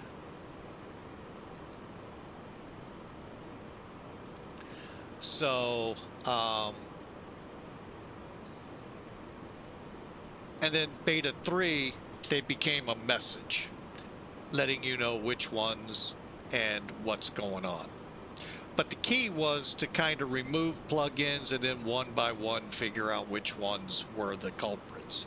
The big one that I ran into with a lot of my fellow streamers, Skunkcraft's updater that we put in plugins first, and then eventually it got put into the sim itself. And then that became a huge nightmare. So I got rid of it, and that ended it for me. But I don't want to get into that. That's way over my head. and I may have spoken wrong for all I know, but that was the gist of it. Because I was wondering, when this goes release, what's going to happen then? Are they going to crash the desktop too? Would only be fair. No. In the society we live in, it would only be fair. Nah, not fair at all. So, yeah, there's a lot to this plane. Even reading the beta, or the when it released, the beta 1 strip on it, so much went into this plane. 90% of what they wrote, I have no idea where it is. IFE, I don't even know there's a switch in it. I didn't even know there was one.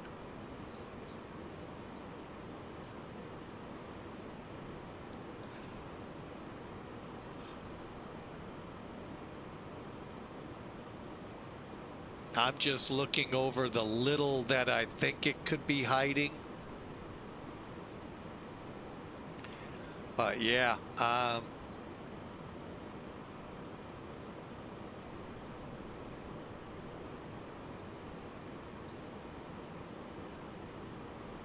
boy.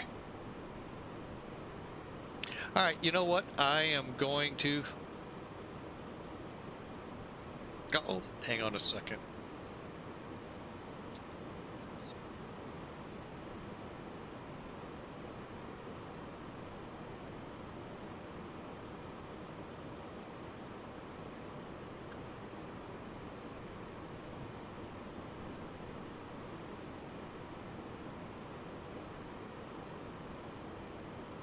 Yeah, something, my church this weekend, because of the super cold, is currently, and super snow possibly coming,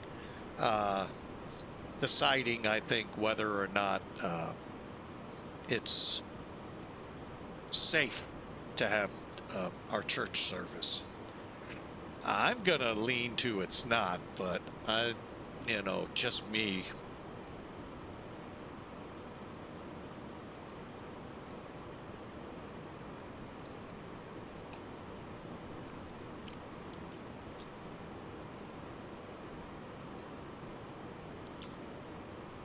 All right, we're off to St. Louis. We're at Lejoy. Let me get caught up here where we are, because, yeah, that was a hairy, scary departure that Pratt aptly called correctly. Mayday, mayday. Yeah, as we were stalling on takeoff. So, yeah, I'll do a couple more things here. Yeah, that really, how it cleared the performance, I have no idea.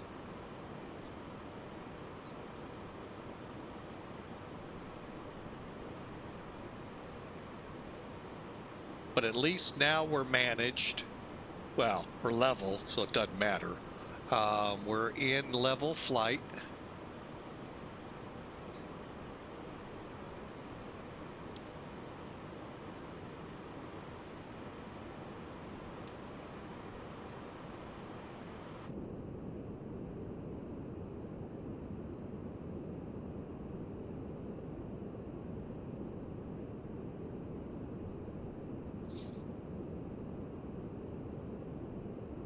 And we're cruising along.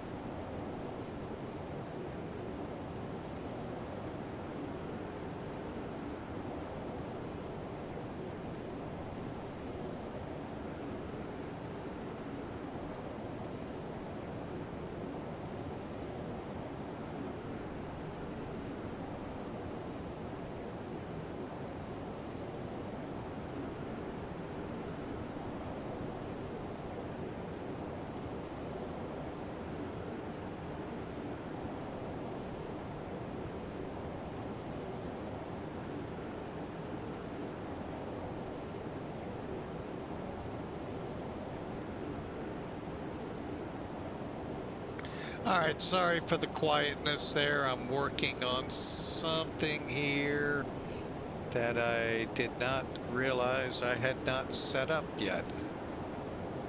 Huh, I love that when that happens.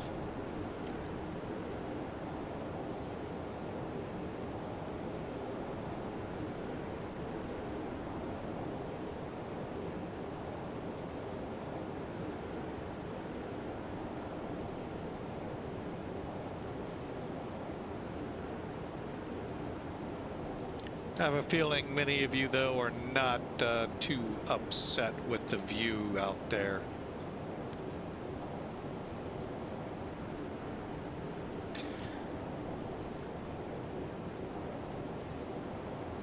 Oh, we should have been in Cleveland by now. They must have went down.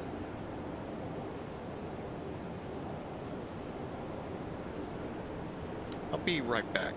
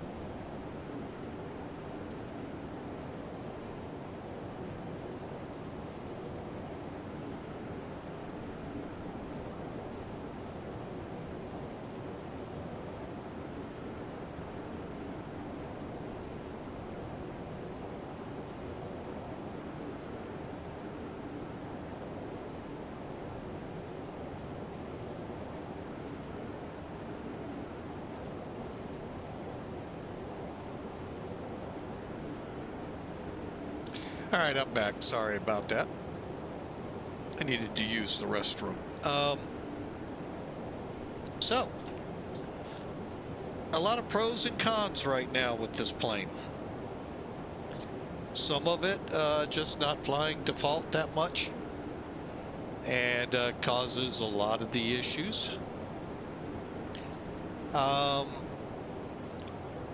Things we rely on heavily like EFBs and performance calculators and all for both landing and takeoff.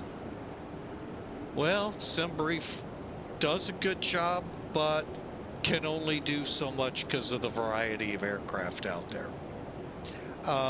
So, yeah, it is what it is. And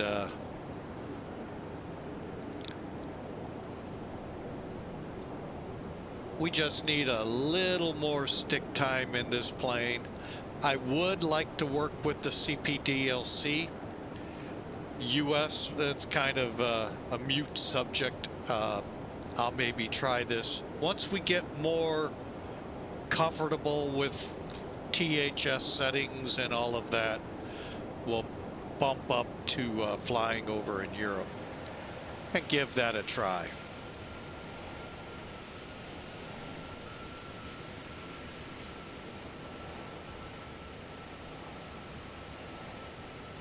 sound pack doesn't sound all that bad. Believe it's Rolls Royces on this one.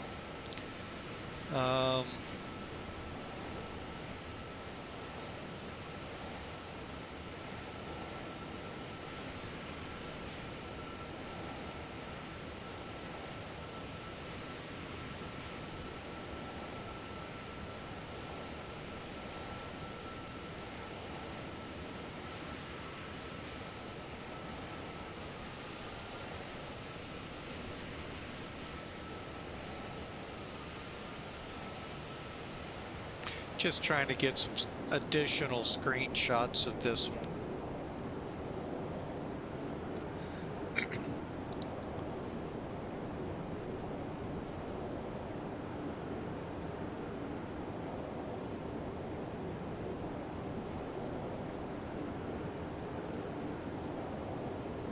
All right, so it is an A330. That we all can agree on. Okay. We can agree. For the most part, we go through the checklists like we should. I'll be hint at some more things. X-plane. Oh, wrong one. Let's see. Try that one. Let me get back up here to beta 1. It was a huge update that came out. What was supposed to be a C check ended up being a 1.5 mile long update. Oh, I love that. C-check, and yet the whole neighborhood's arms and legs were needed to write it out.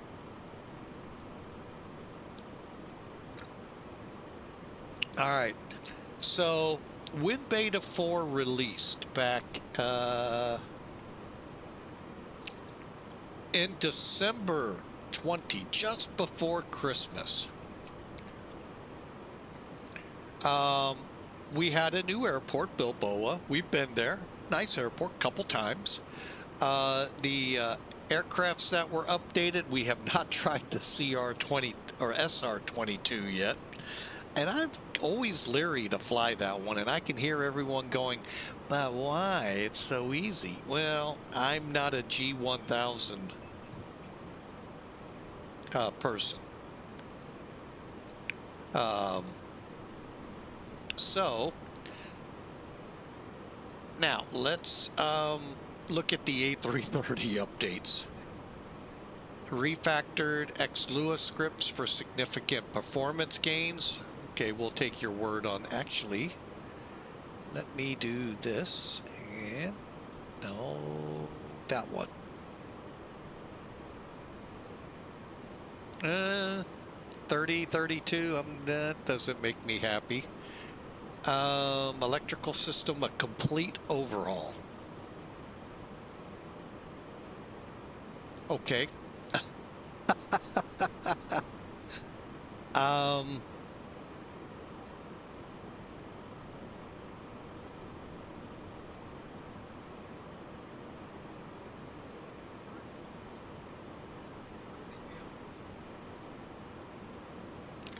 So I really wish I could put this up in a scrollable fashion. But like I said, if we did this as a Star Wars crawl, we'd still be going through it. We came out with it. ECAM, static inverters, emergency generators, RATs, install CAT, full emergency electric configuration. I mean, they went in and did a lot. In-flight entertainment system draws power. Okay, I don't know what that is. FADEC, yellow standby pumps.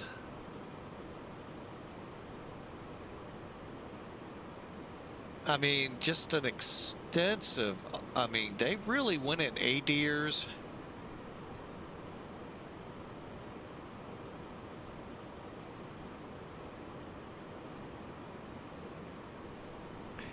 The McDoos and FMCG or GC. Like I said, it's just so exhaustive to go through. It's just incredible what they've done. And I will tell them this much. they talk about a sound improvement. I think there is one. I'm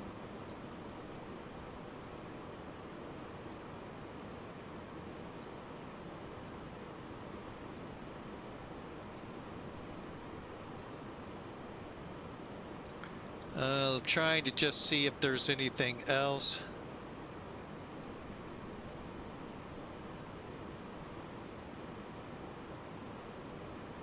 It's just, like I said, so numerous, it's very hard to put out in words. It really is. So check it out if you're part of the X-Plane official Discord. Great. You can get all of that up in the announcements area, release notes. Hang on a second.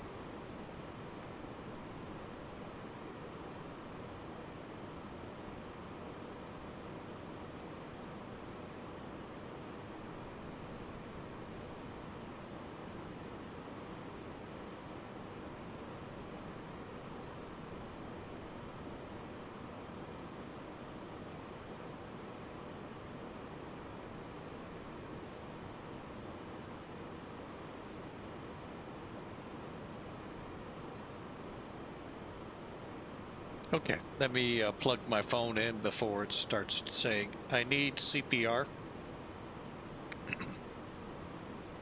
So, yeah, a lot happened with this. And it's just gonna take getting used to this side of the house we're used to getting information on that we're not able to. That THS is critical, by the way, folks. So from now on, I'm just going to go with what the airplane tells me. And I'm going to put that in.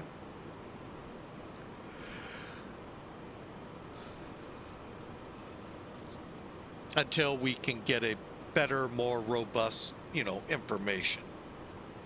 Because I think that's what was screwing us through most of the climb. Because somehow, somewhere,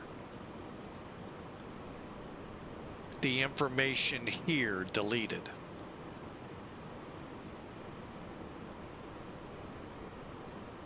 Also, one note to us folks in the US, everything's in kilograms. Now, you can set the loader to pounds, but just realize to enter it into the McDo/FMC has to be done in kilograms, so you have to convert it either way. This was an old thing that ticked me off with flight factor. I get it, probably most of the airplanes are set up kilograms, but it is be nice to know that up front. But overall, the aircraft's flyable, the aircraft's usable. There are some things I need to learn before I start stepping on it, saying it's, this needs to be fixed, this needs to be fixed, so forth. So, and then when I say that, how to do it, I wouldn't know.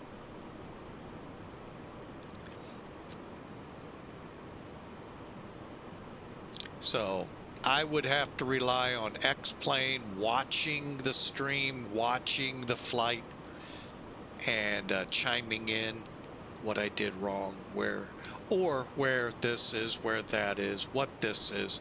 I have a feeling most of this is nothing we have our fingertips on. Many of it, I would say.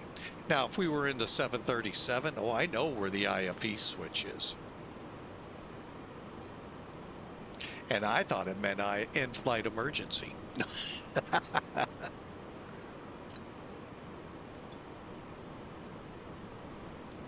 Yeah, why would you have a switch for that? Really? Come on, Captain.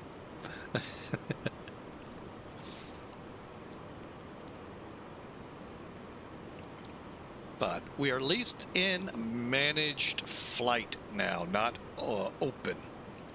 So, and thanks, Steve, for the assist in the helping of troubleshooting what was going wrong. I saw Scotsman in there with a couple ideas.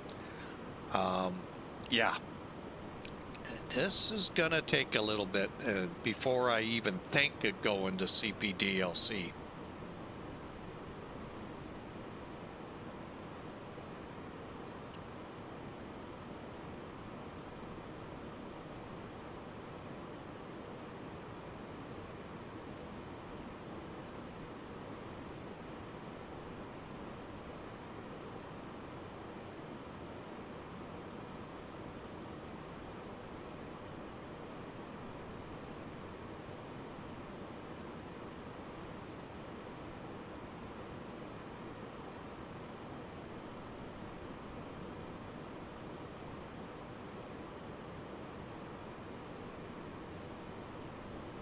Oh, wow. And let me just put this out to anyone in the U.S. trying to fly the next 3, 4, 5 days. Just a quick news story from Market Watch. You're not going to like it, so I'm just going to warn you ahead of time. It's a nice picture, though, of Phoenix. 2,000 U.S. flights have already been canceled.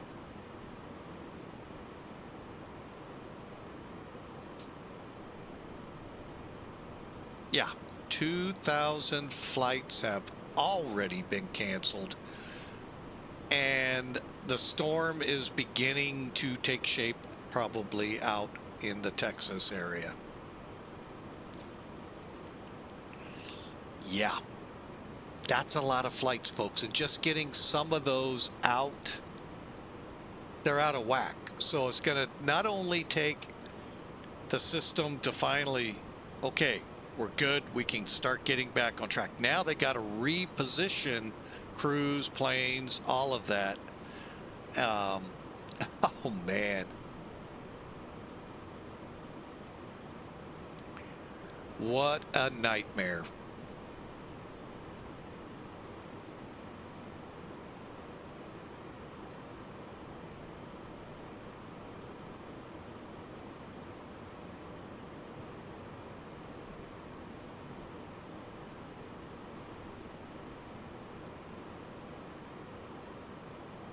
All right, I'm just going through.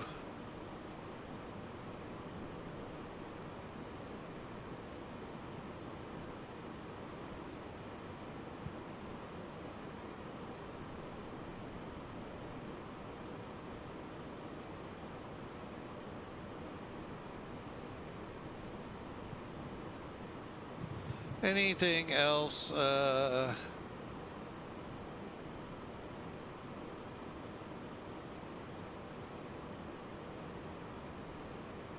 I don't see anything else.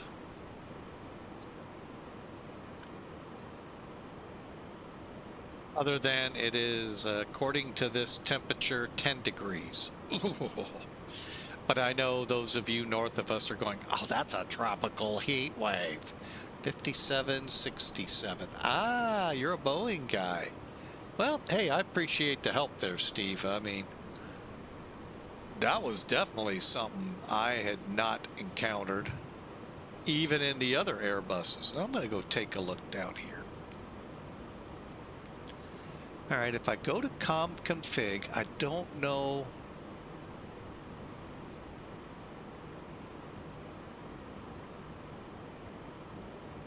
Where this is. So I hope there's a manual that I can go look up.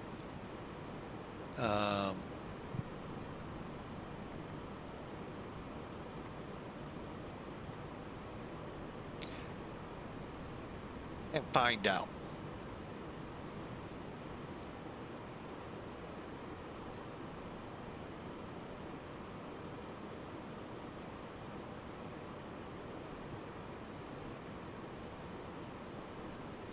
Hey, we got traffic. Is that that's 2,000 below us? And we're set at 40. Well, I know this much.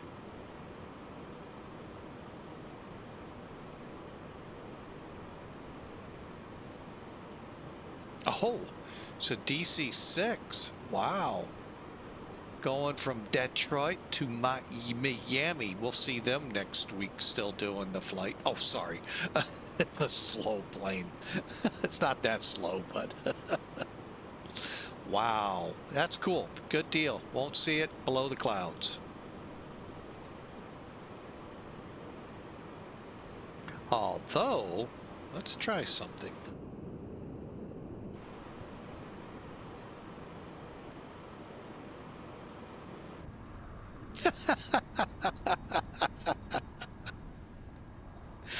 Oh, yeah, that's a DC-6.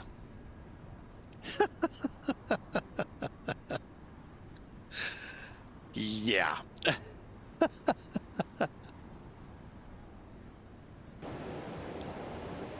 That was good for a good laugh. Model matching, you gotta love it. Oh. Because we don't have DC-6s in X-Plane. That was good.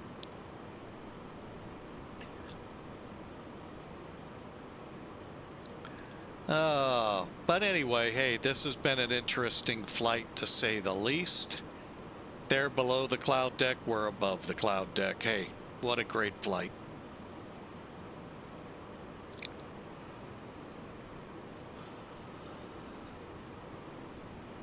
Oh man, that was hilarious.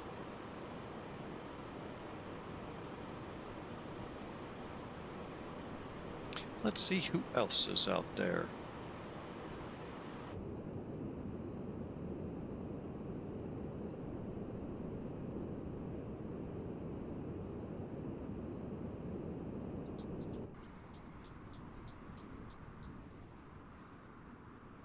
I don't know, is that an A350 or is that more an A3? That's an A330. I've got an A350. I don't know why it didn't choose that.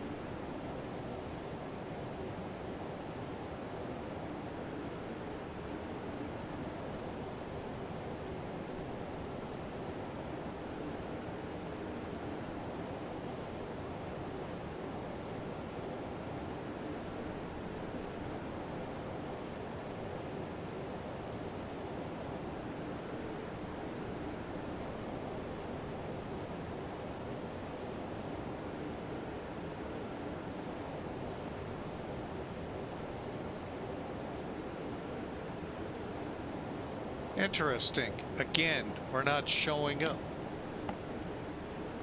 on Elevatech.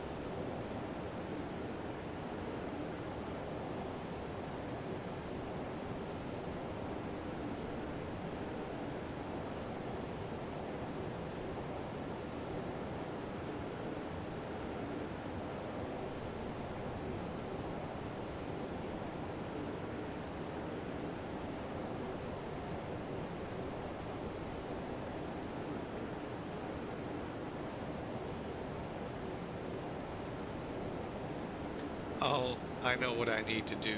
I know. I'll do it after the flight. think I gotta update my plugin.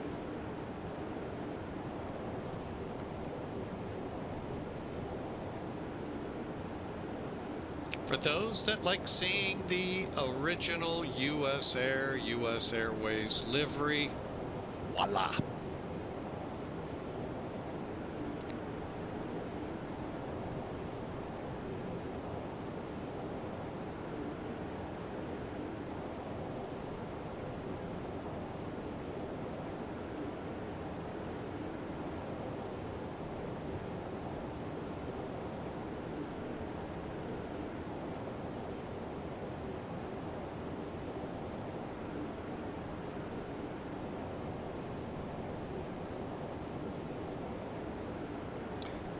Oh, Lord have... Oh, I know why it did that. Okay.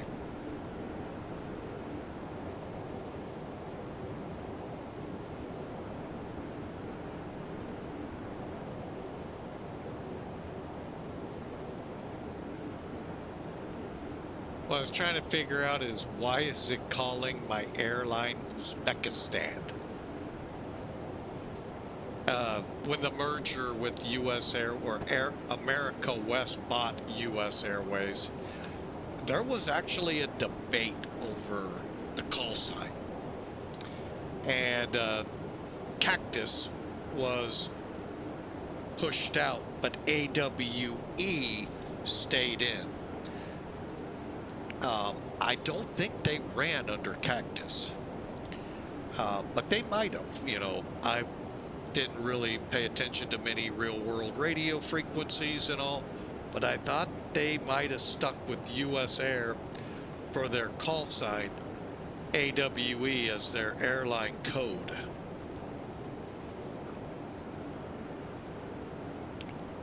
Not sure though.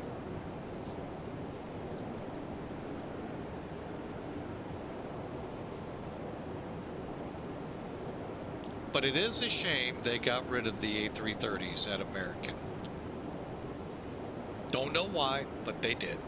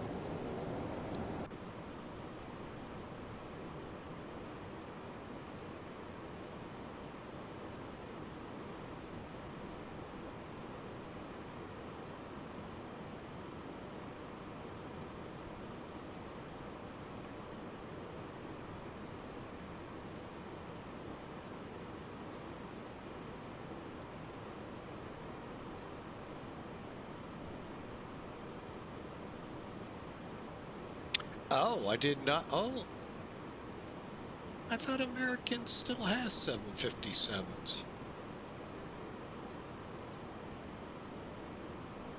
Huh, they dropped them too.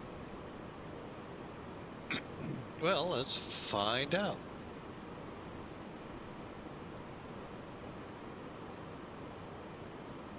Cool thing about flying for a very try to be realistic airline. Let's make a booking.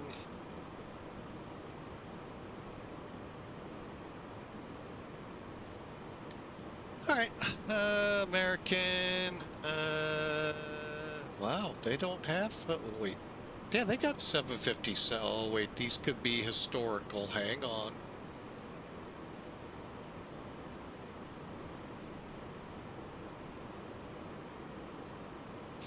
Yep, that looks like historical.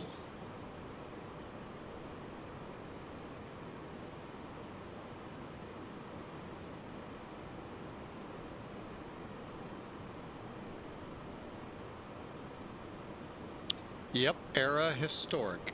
That stinks. Wonder why they got rid of them. Huh.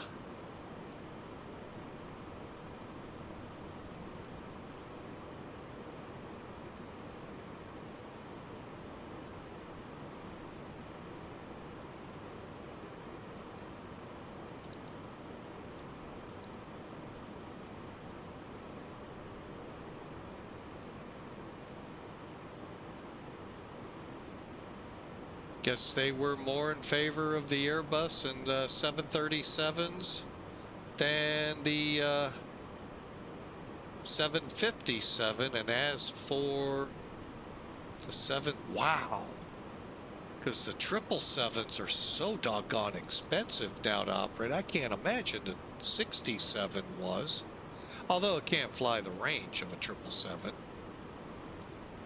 Gets kind of close, but it doesn't. Wow.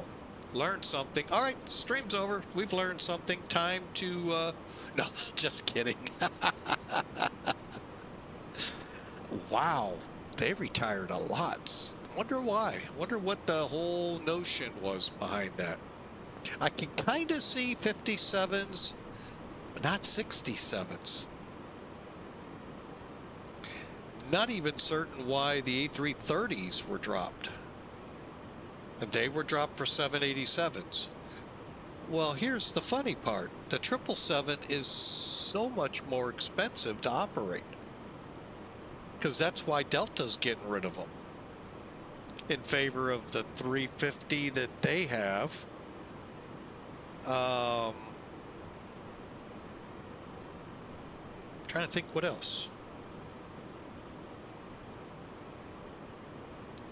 Yeah, just again, we all said that when they got rid of our 747-400s. Lufthansa's the only one hanging in there with them. That could be. Well, now the 757, I know they were starting to run into getting hangared quite a bit. And upkeep and all of that was getting to it. Which is funny because the 767s live on, I mean, religiously in most airlines. And they're the same concept plane, just wider and longer legs. Cockpits are nearly identical.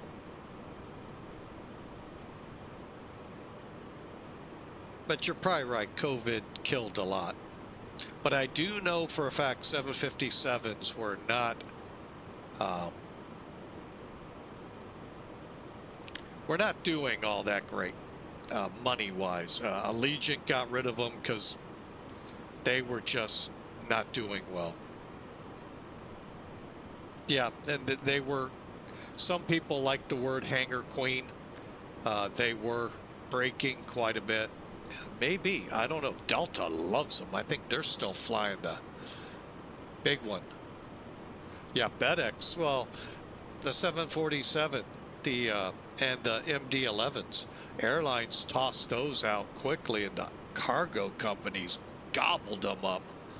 And until the fateful crash in Louisville, they were kicking butt in cargo.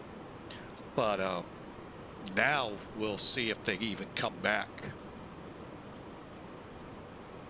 But yeah, FedEx has that 767 for sure. Without winglets, by the way.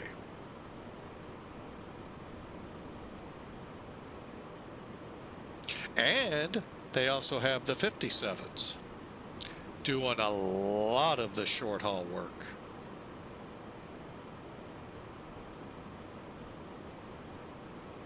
Boy, they can carry a lot too.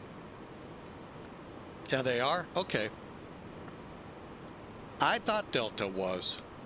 But you never know now with the way things are beginning to evolve. But remember how sad we all were when the word was the 747s were being phased out. Minus cargo.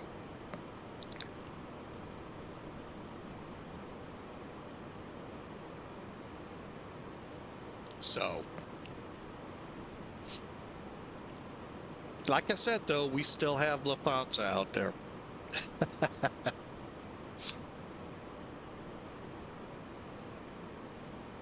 All right, let's take a look where we are. I'm kind of scared to see how much.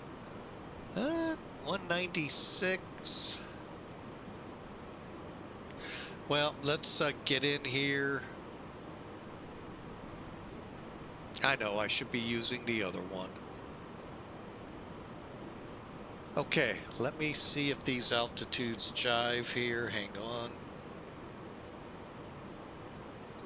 Below 31,000. Oh, that is definitely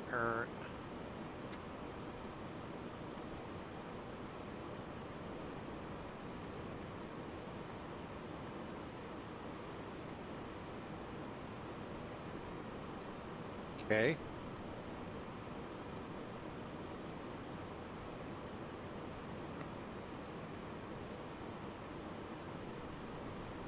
Oh, I put it in the wrong spot.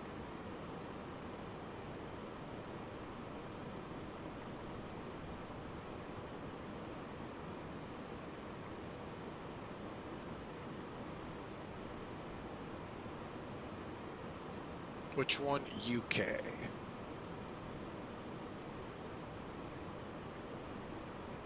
Okay, that's right. Okay, that's below 31, 280. Okay. All right. Arch above 11,000, 280. Scott 10,000. Oshie. What do we got?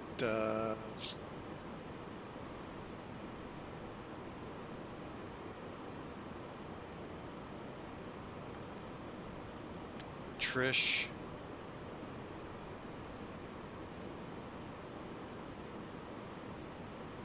$5,000.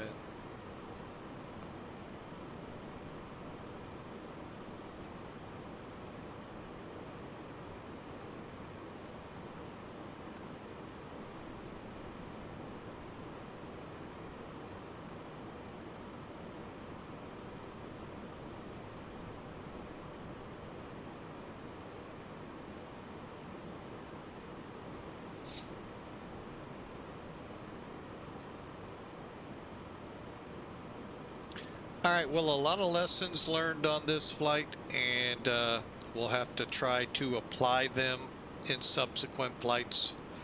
It's an okay aircraft. I'm just shocked at all they did and how hard it is to figure out where in the plane to look for it.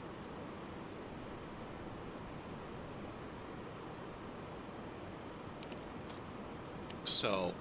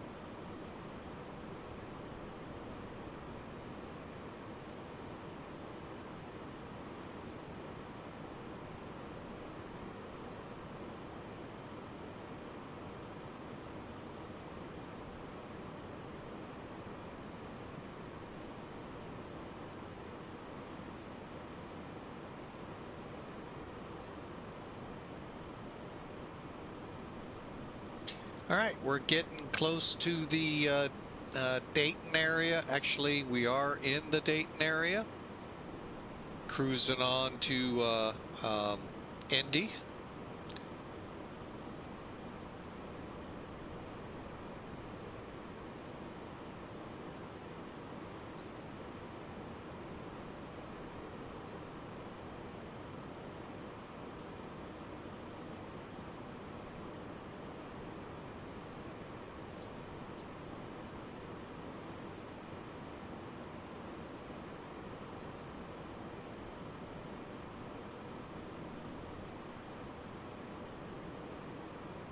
Oh man, look at this weather. This is not bad. And by the way, yes, we are real world time, real world weather. So yeah, it's looking good. Just hate to try. Oh, let me take a little gander. Where, oh, where is the bad weather? Still out over Southern California. It hasn't even come across the Southern Rockies yet.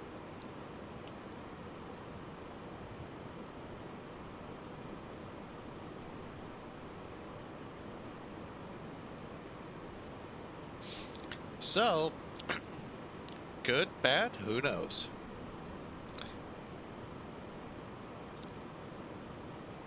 I get to work tomorrow, so we'll get to see it firsthand what it's going to be like.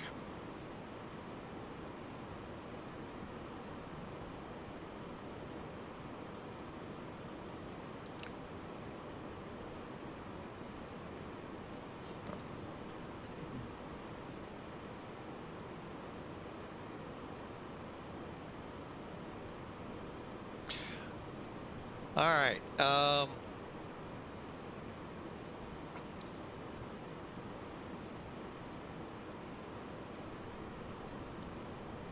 Trying to think of the time we'll have.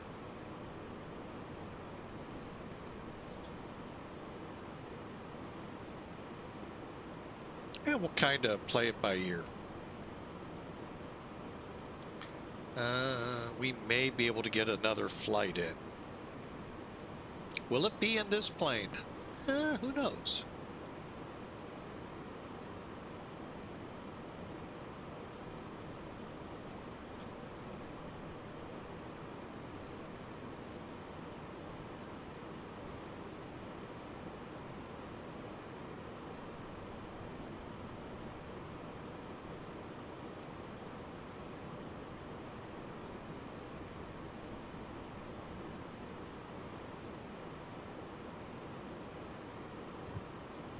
I do know this. Let me...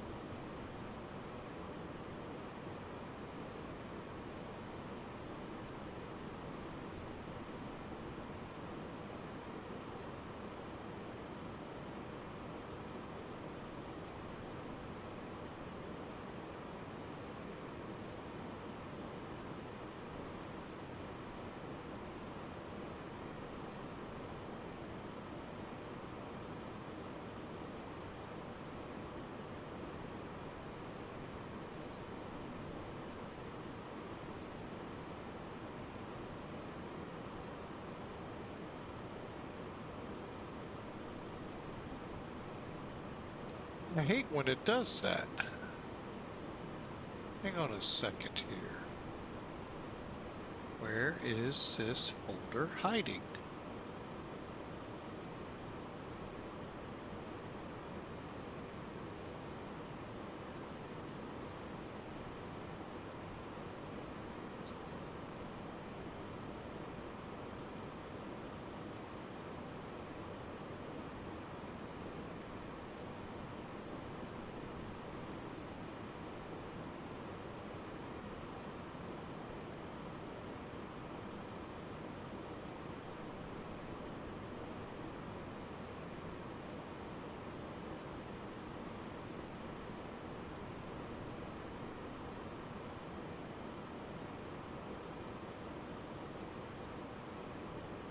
Okay, now I'm kind of wondering where it went.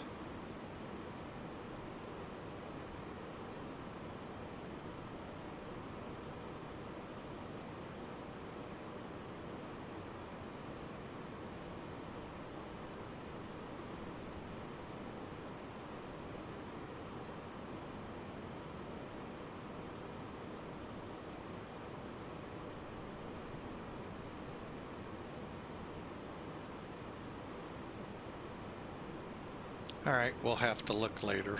I'm tired of looking for it.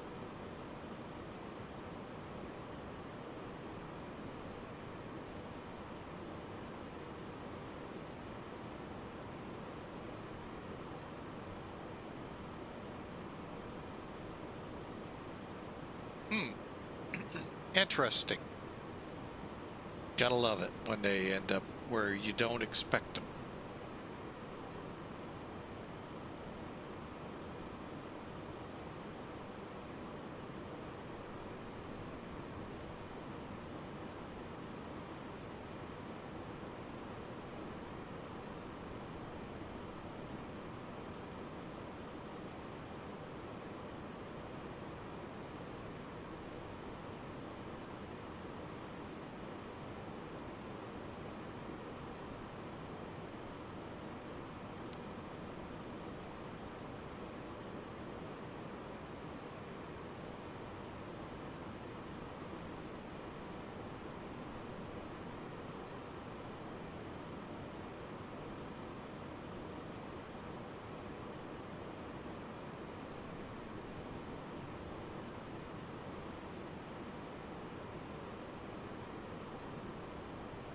Ah, maddening.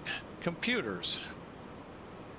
We love to hate them, but we can't get rid of them.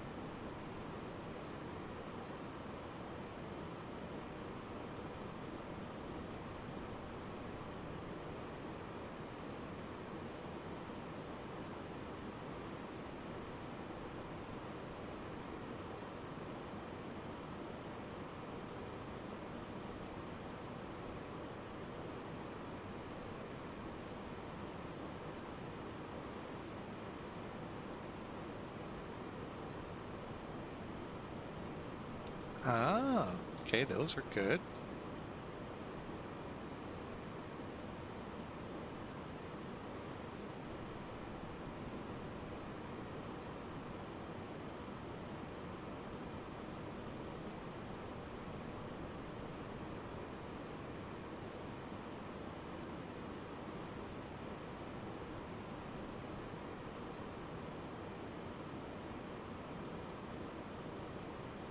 I think I just found it. It's right there, IFE. Holy mackerel. And I didn't even look in here to find it.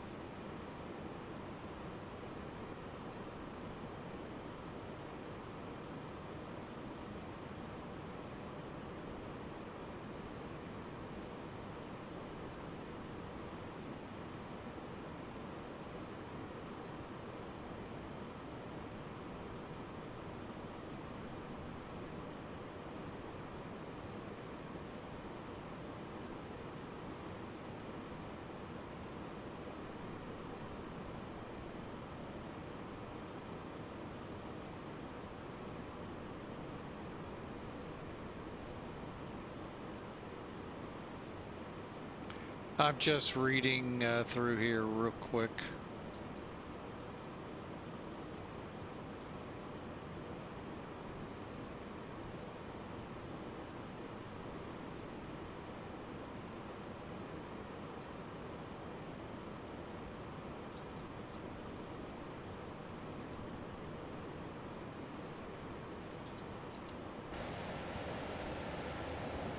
Give you something better to look at.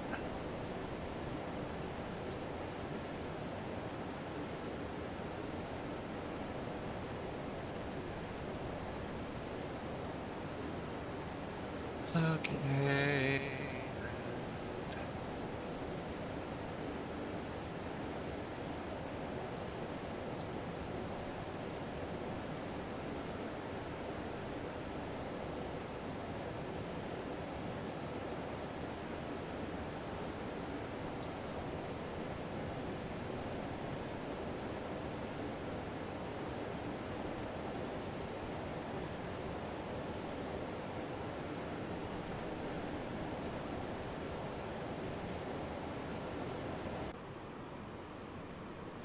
Okay. Yeah, it's a little different reading the steps that I did that they just walked right over.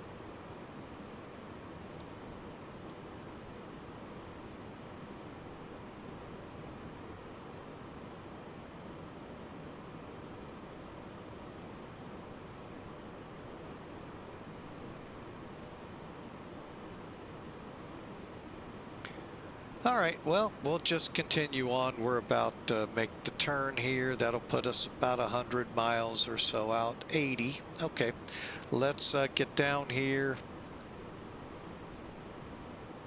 Next phase, QNH.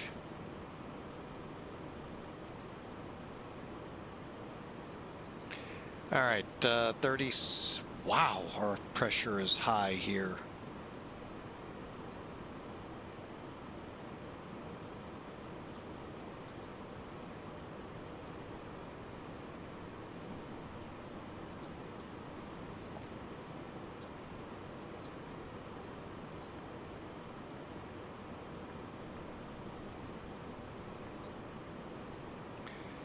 We're looking at minus 13.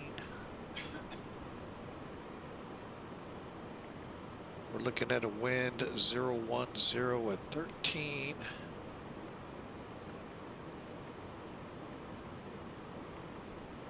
And 200. Let's put 805.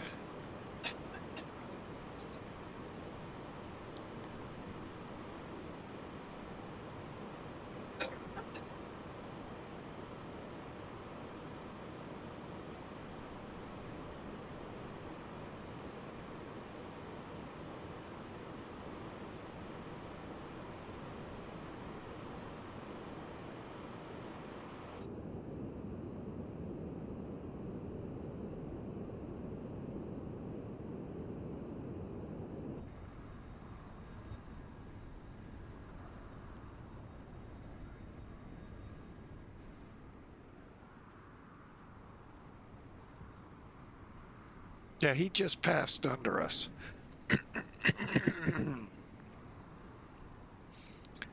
That's our contrail, by the way. Wow.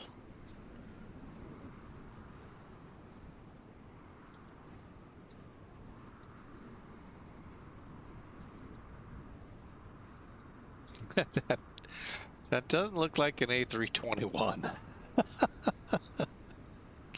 That's okay, especially Neo.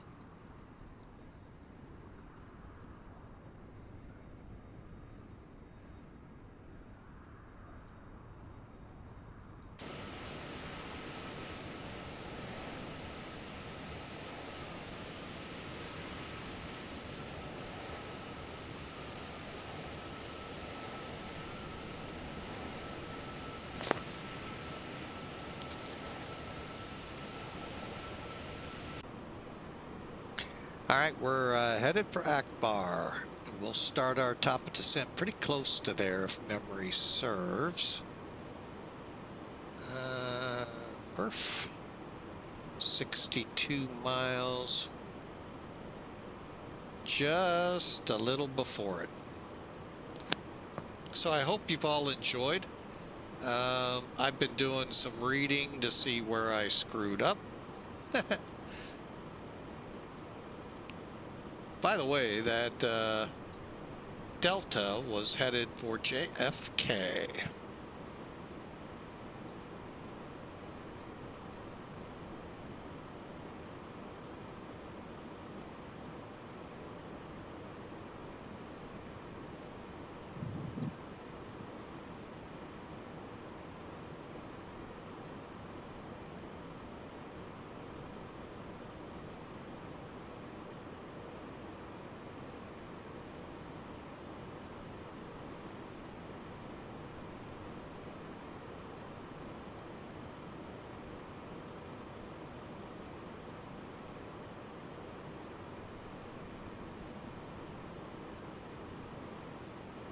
And the reason I didn't really want to get up this high, look at that.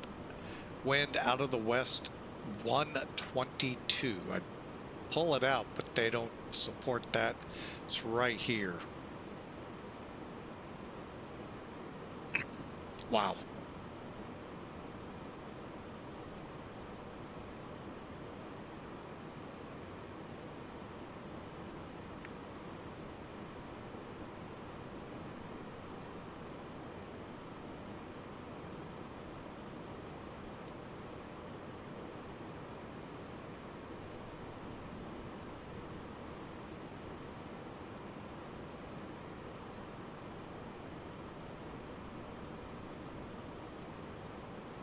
Okay, let's kind of watch it and see how it does. Did I turn the radar on? Yeah, I did.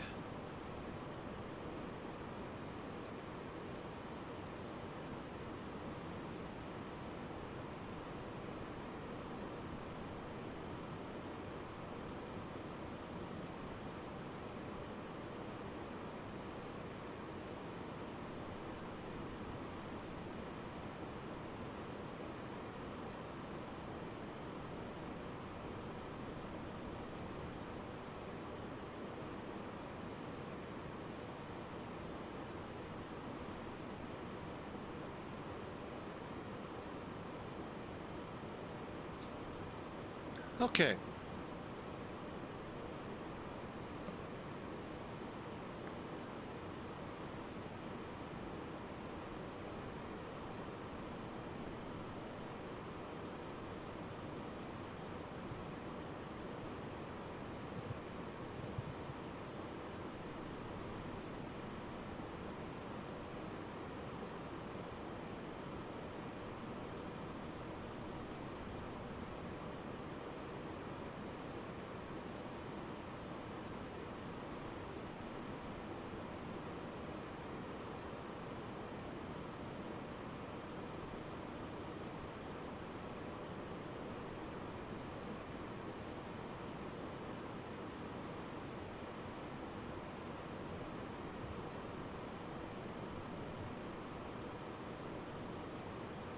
Wow, we got a pretty good crosswind coming in here.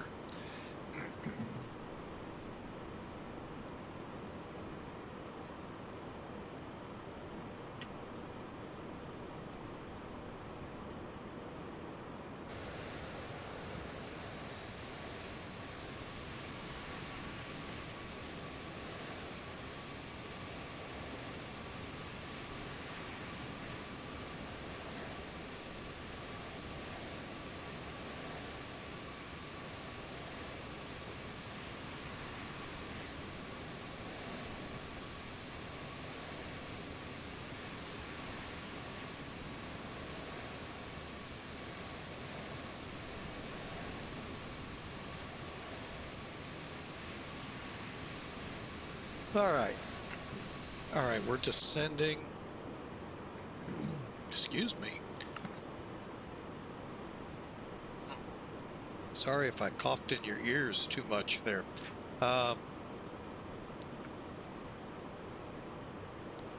As we begin our descent,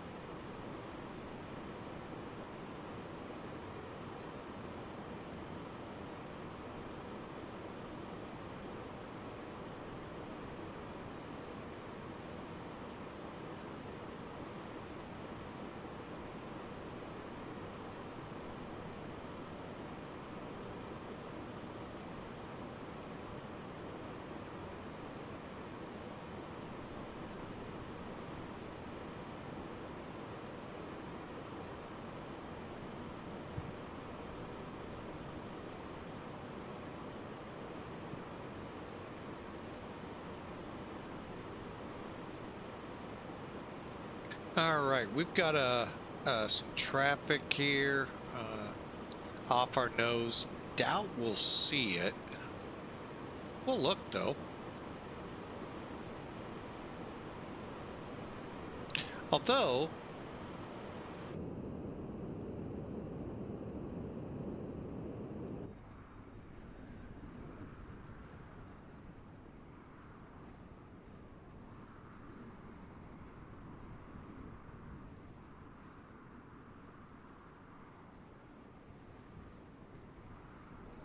there's our traffic.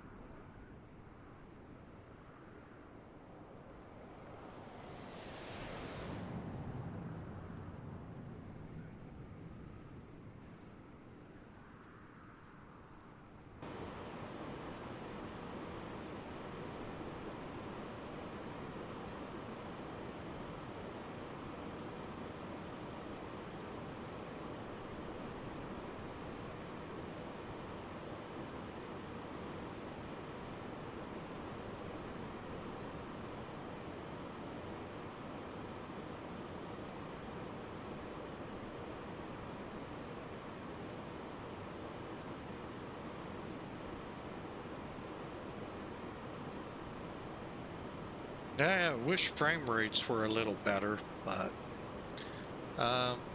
maybe in part to maybe the paint scheme. I don't know.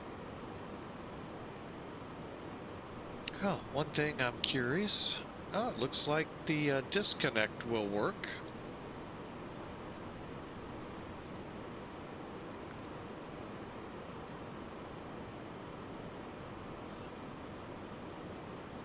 All right, coming in on the Arch 2 again. Game plan is UK below 31,000, above 11,000 at Arch.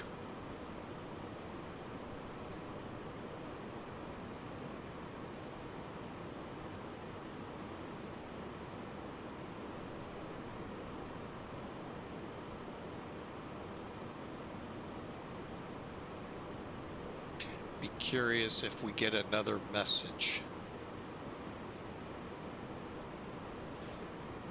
Been a great flight though, you gotta admit. Even though, hey, it's what we expect. First time looking after nearly 4 weeks at the A330. And by the way, this does come with X-Plane.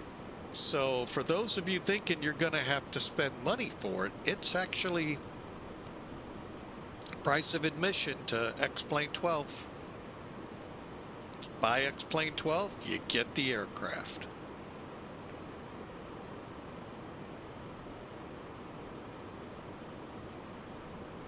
Especially now, you'll have all...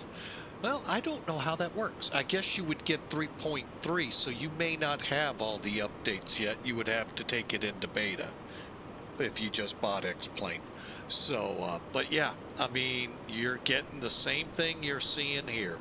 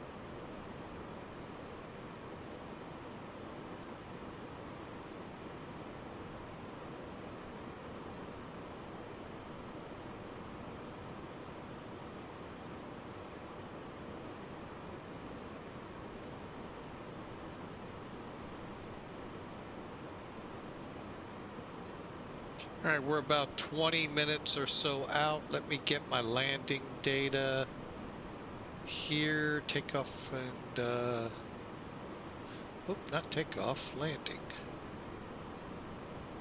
See how close we are.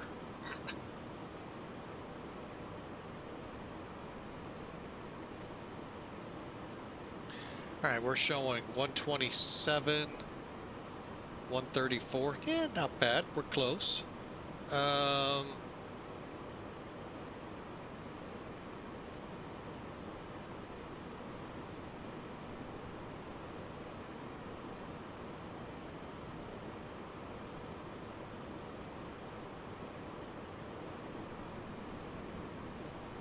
Okay, we're level. Let's continue our descent now to 11,000.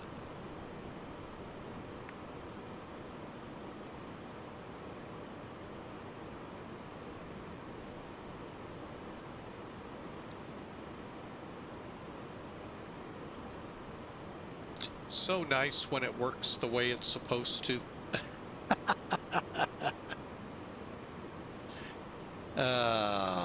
It helps if that old geezer behind the stick there got himself in the correct frame of mind.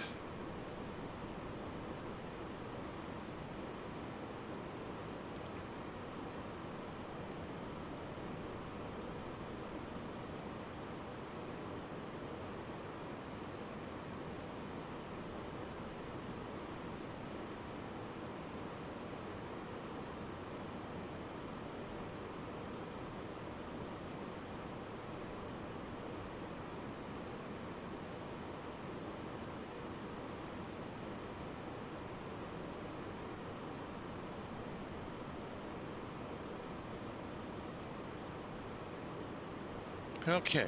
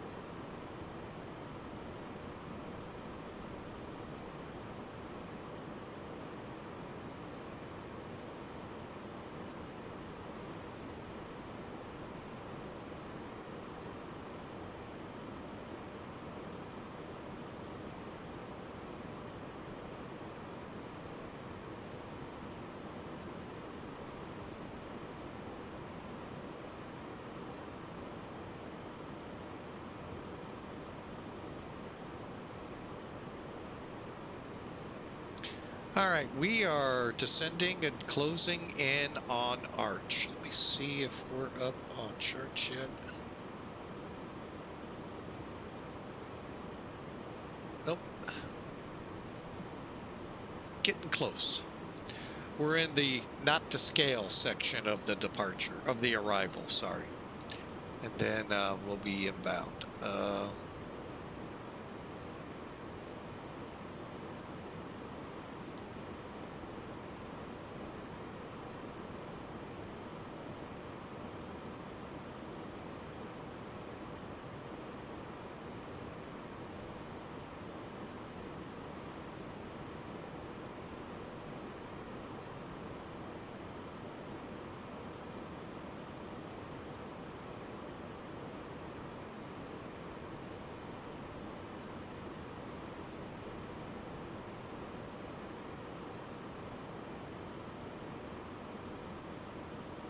Okay, we got auto brake at medium. We're still at 280. We'll stay there until we make the turn at Petty.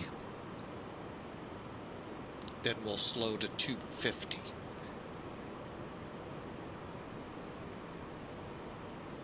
According to this, you would think they want you at 280 all the way down to 8,000 feet. There's some rules being broken there. Hate to break it to them. But I guess if ye are the one that write the rule, ye can break the rule.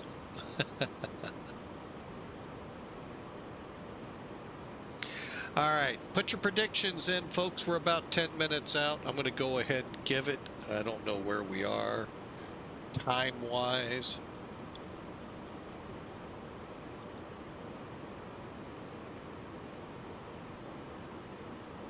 If you're into it, it's exclamation mark the word predict, a space, negative number. Make sure it's a negative number. Otherwise, there's a chance it may not record when I touch down. All right.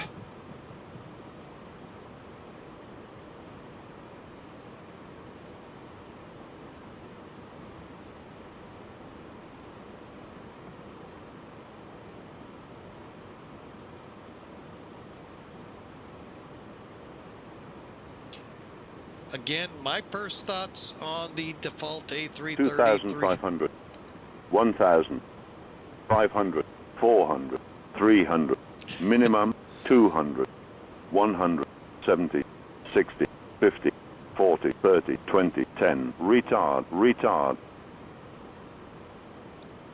That's pretty tough to do at 17,000 feet. But thanks, Pratt PT6. We sure appreciate the channel points.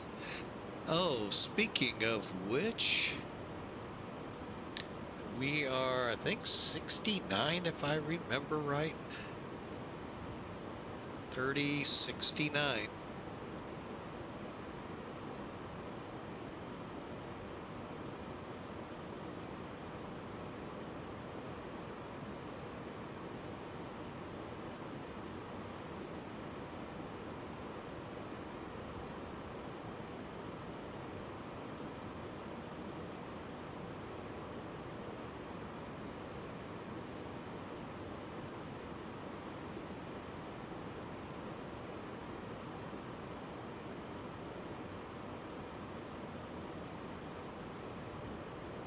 All right, so we're coming in over Arch, headed for Petty.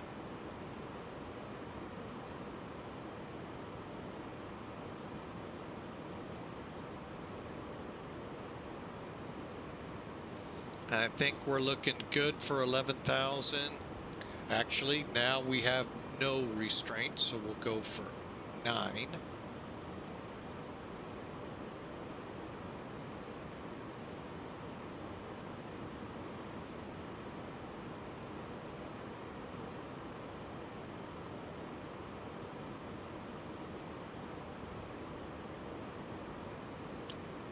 Flight attendants, prepare for landing.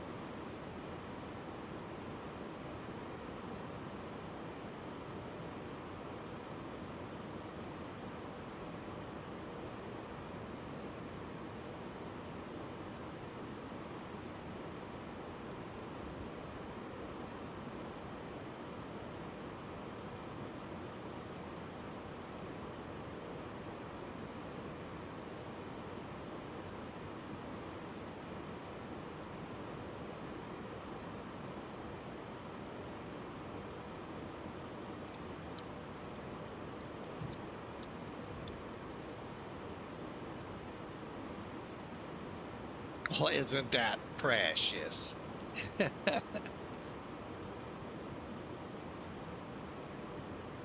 There it is. I love it when we don't have to change the freak.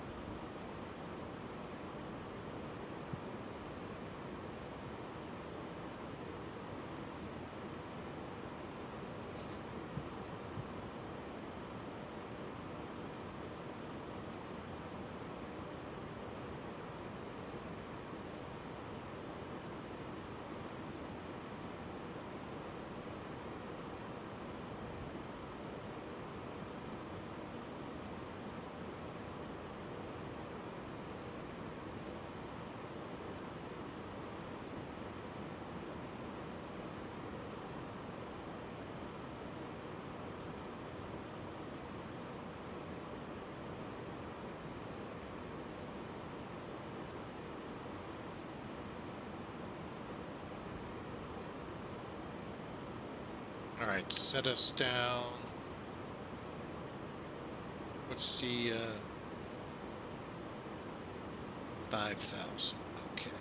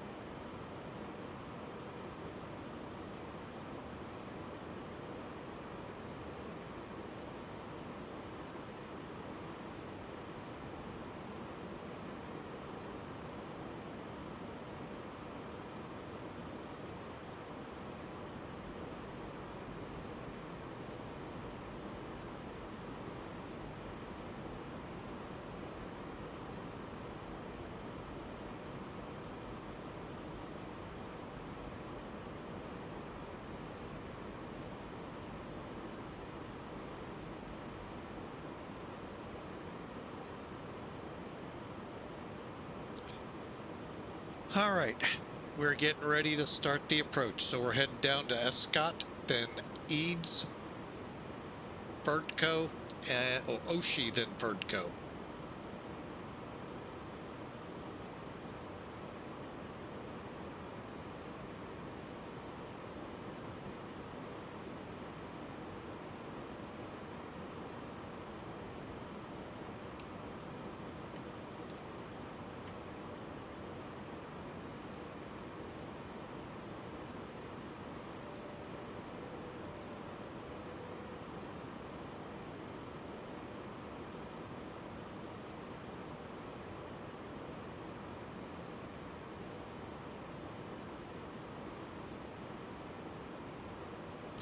All right, get your predictions in. Exclamation mark the word predict, space, and a negative number.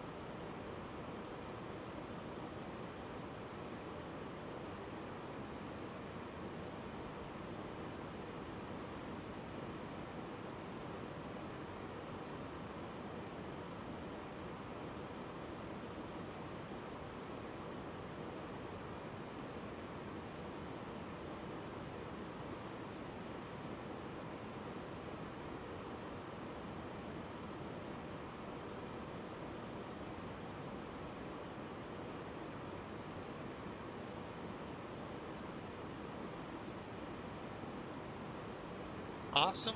Anyone else? Got plenty of time till those wheels touch down.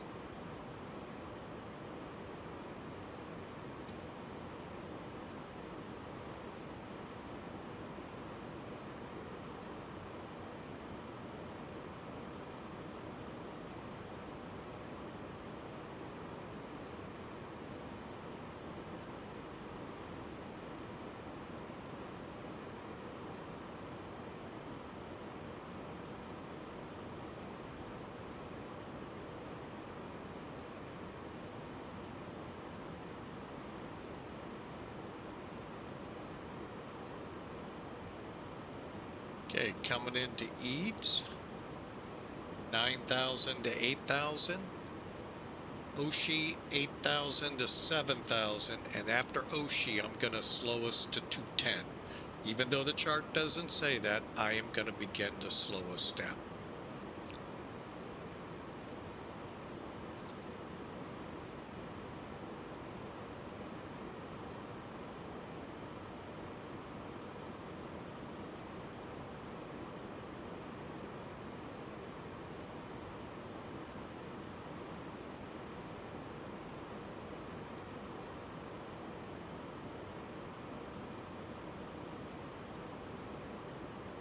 One 1.3.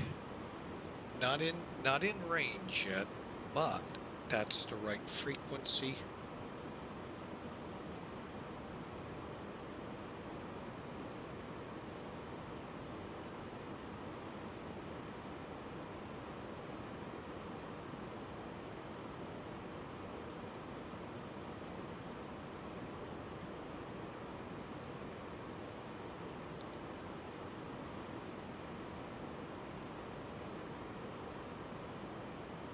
Thinking Ferdco is when we'll see it. Federico.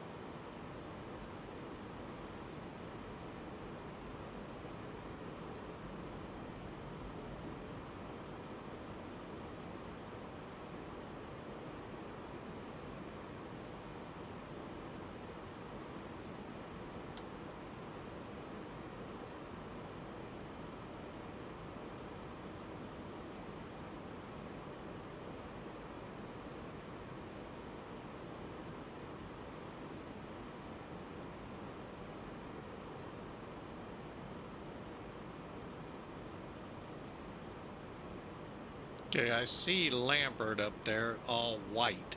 Up here, you can see it. I really hate to get rid of that scenery.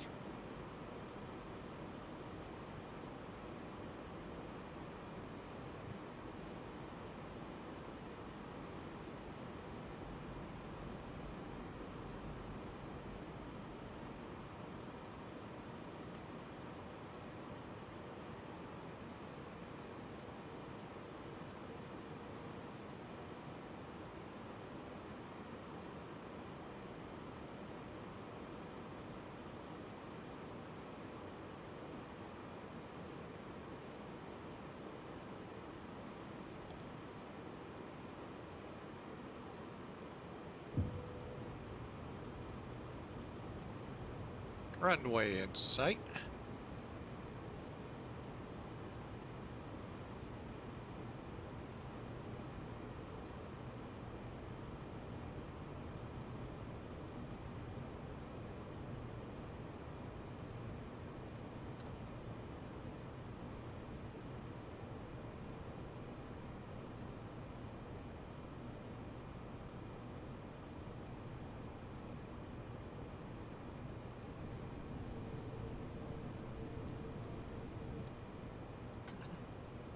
Now, St. Louis traffic, US Air 676, about a 10-mile final, 30 right on the ILS.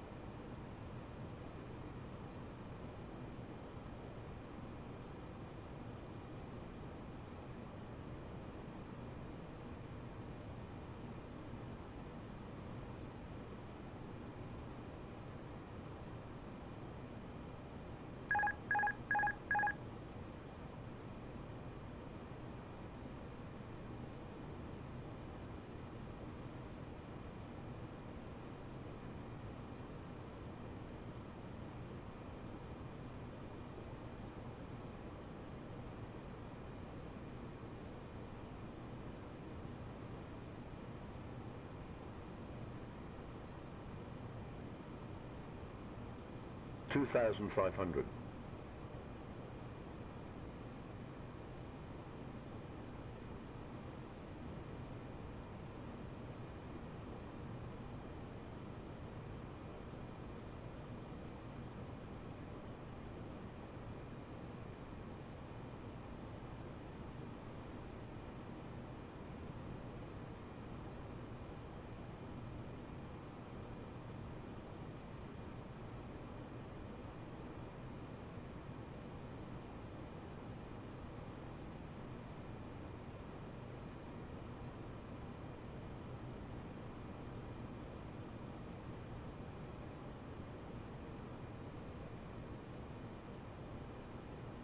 $2,000.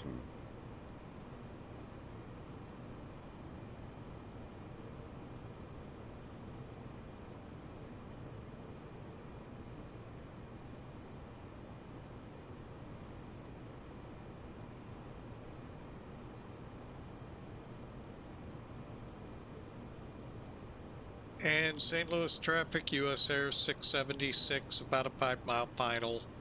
Runway in sight, 30 right, St. Louis.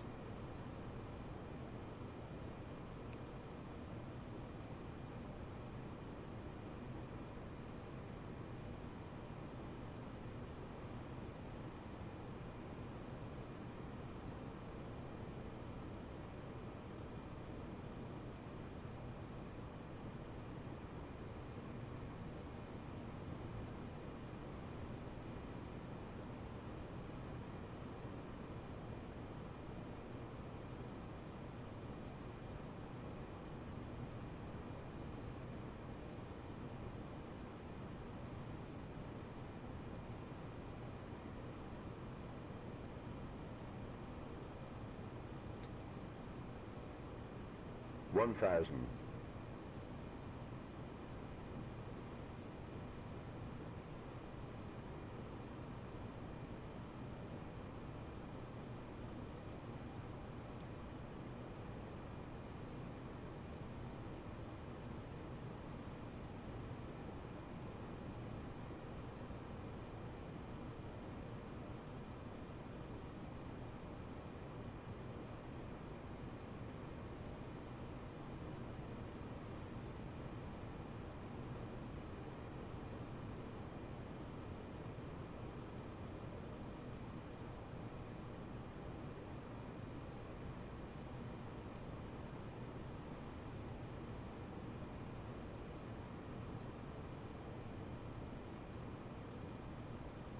500.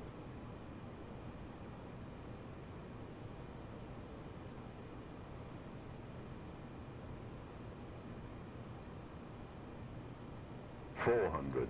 Gear down, flaps checked, cleared to land. And short 300. final, St. Louis, 30 right 200. for US Air 676. Minimum. Flight slow. 100.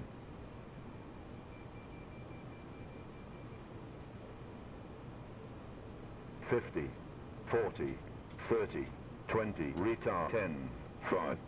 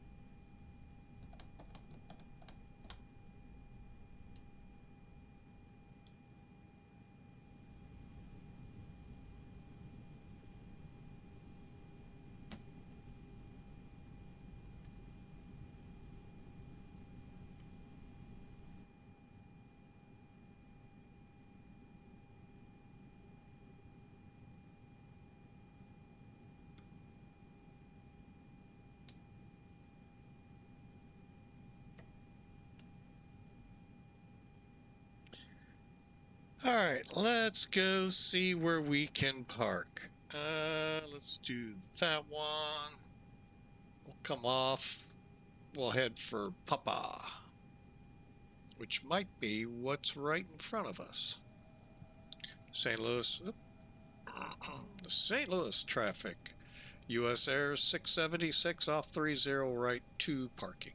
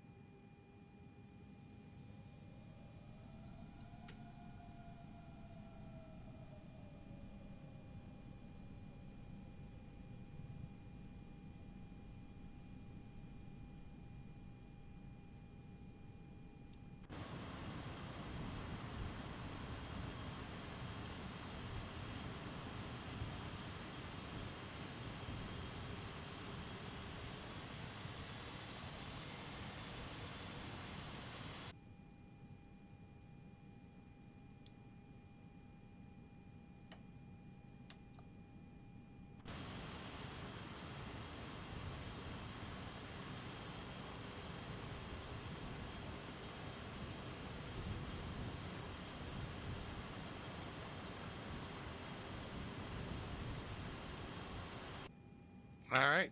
And is the APU available? It is.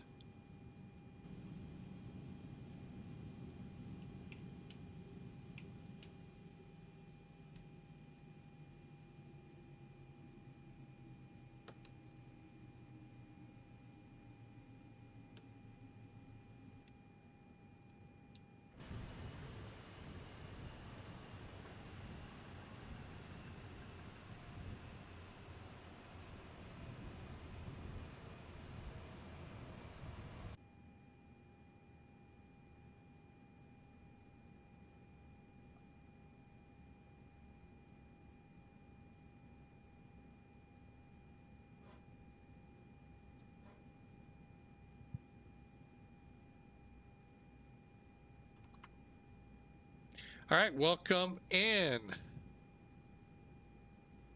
Oh, we got what do we have here? First timer, I think.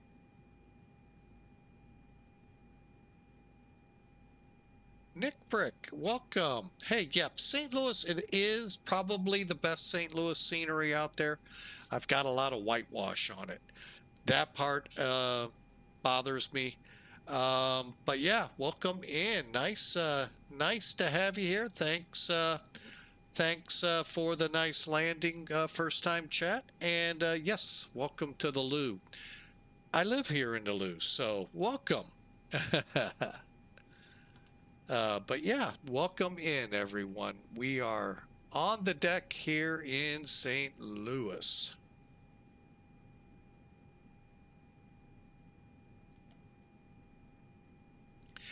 All right, don't know how long the flight was yet, but let's take a look real quick.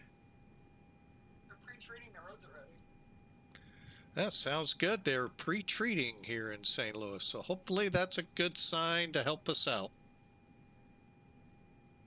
Or at least here in my town. Can't speak for the region. I should have said where I'm not going to say where I am, but they're at least pre-treating in this little town. All right, let's take a look at it. I did not hear PIREP filed. And the survey says 172 feet per minute. Not bad. Click.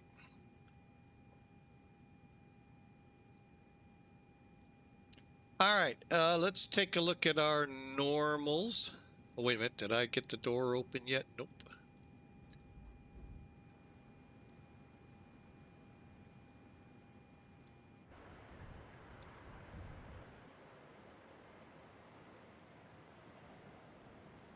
In case anyone else should happen to wander in. I don't think there will be, or wander about the ramp. I didn't think about that. Nope, nobody on the ramp right now. All right, we're kind of looking out to the arrival departure end. Okay, US Air used to park gate right here, here, and the other two sides. This was, oddly enough, American, America West.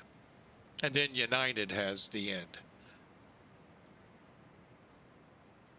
Oh, you worked at Lambert for years. Don't know whether to say I'm sorry or not. Oh, but anyway, let's get Elevatech in here. I'm not sure how this is going to work out. It, again, did not show us flying the route.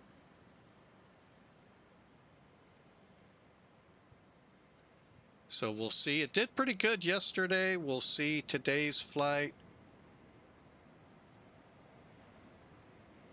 Yeah, it doesn't show us. Same as yesterday. So I think I'll fix that plug-in issue before we fire up any more flights. However, we have Sim Toolkit. And that is our official score, 312, 118 knots. Boy, these things slow quick. Well, with the winds we have, that doesn't surprise me.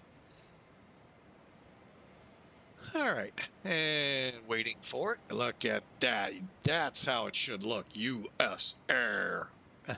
I wish they would have kept that name. But anyway.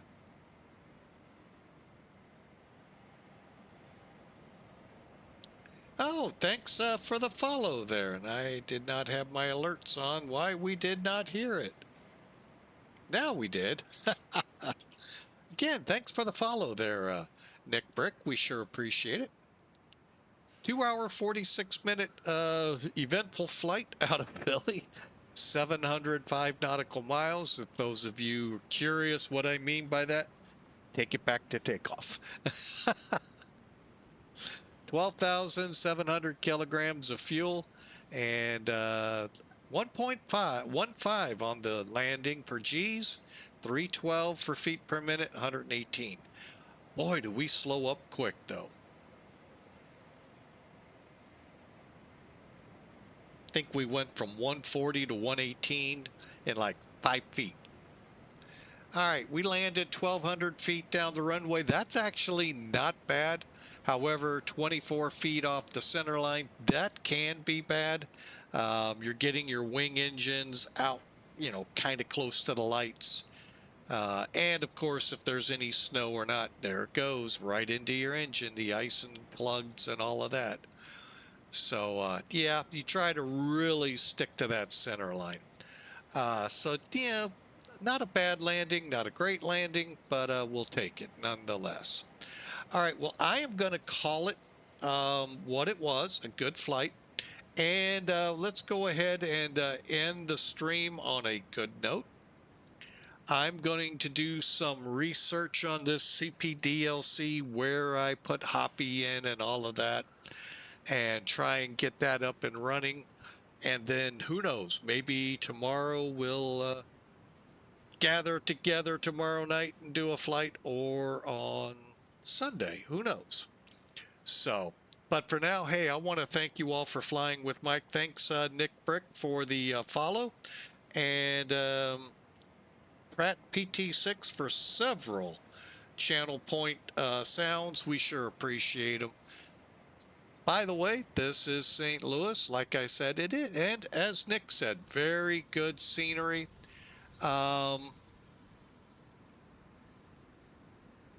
Like I said, my only thing about it, one, I rarely see, if ever, the Metrolink like I did in X-Plane 11.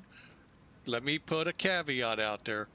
It was released in X-Plane 11 with the hopes of X-Plane 12 being fully functional. I think he needs to get in here, if able, and do some stuff. Plus, I think with some of the scenery tweaks and big scenery update that occurred several months ago, we now have a whitewashed airport. Also, Philly gets whitewashed on the what would that be, 268? So, yeah, unfortunately.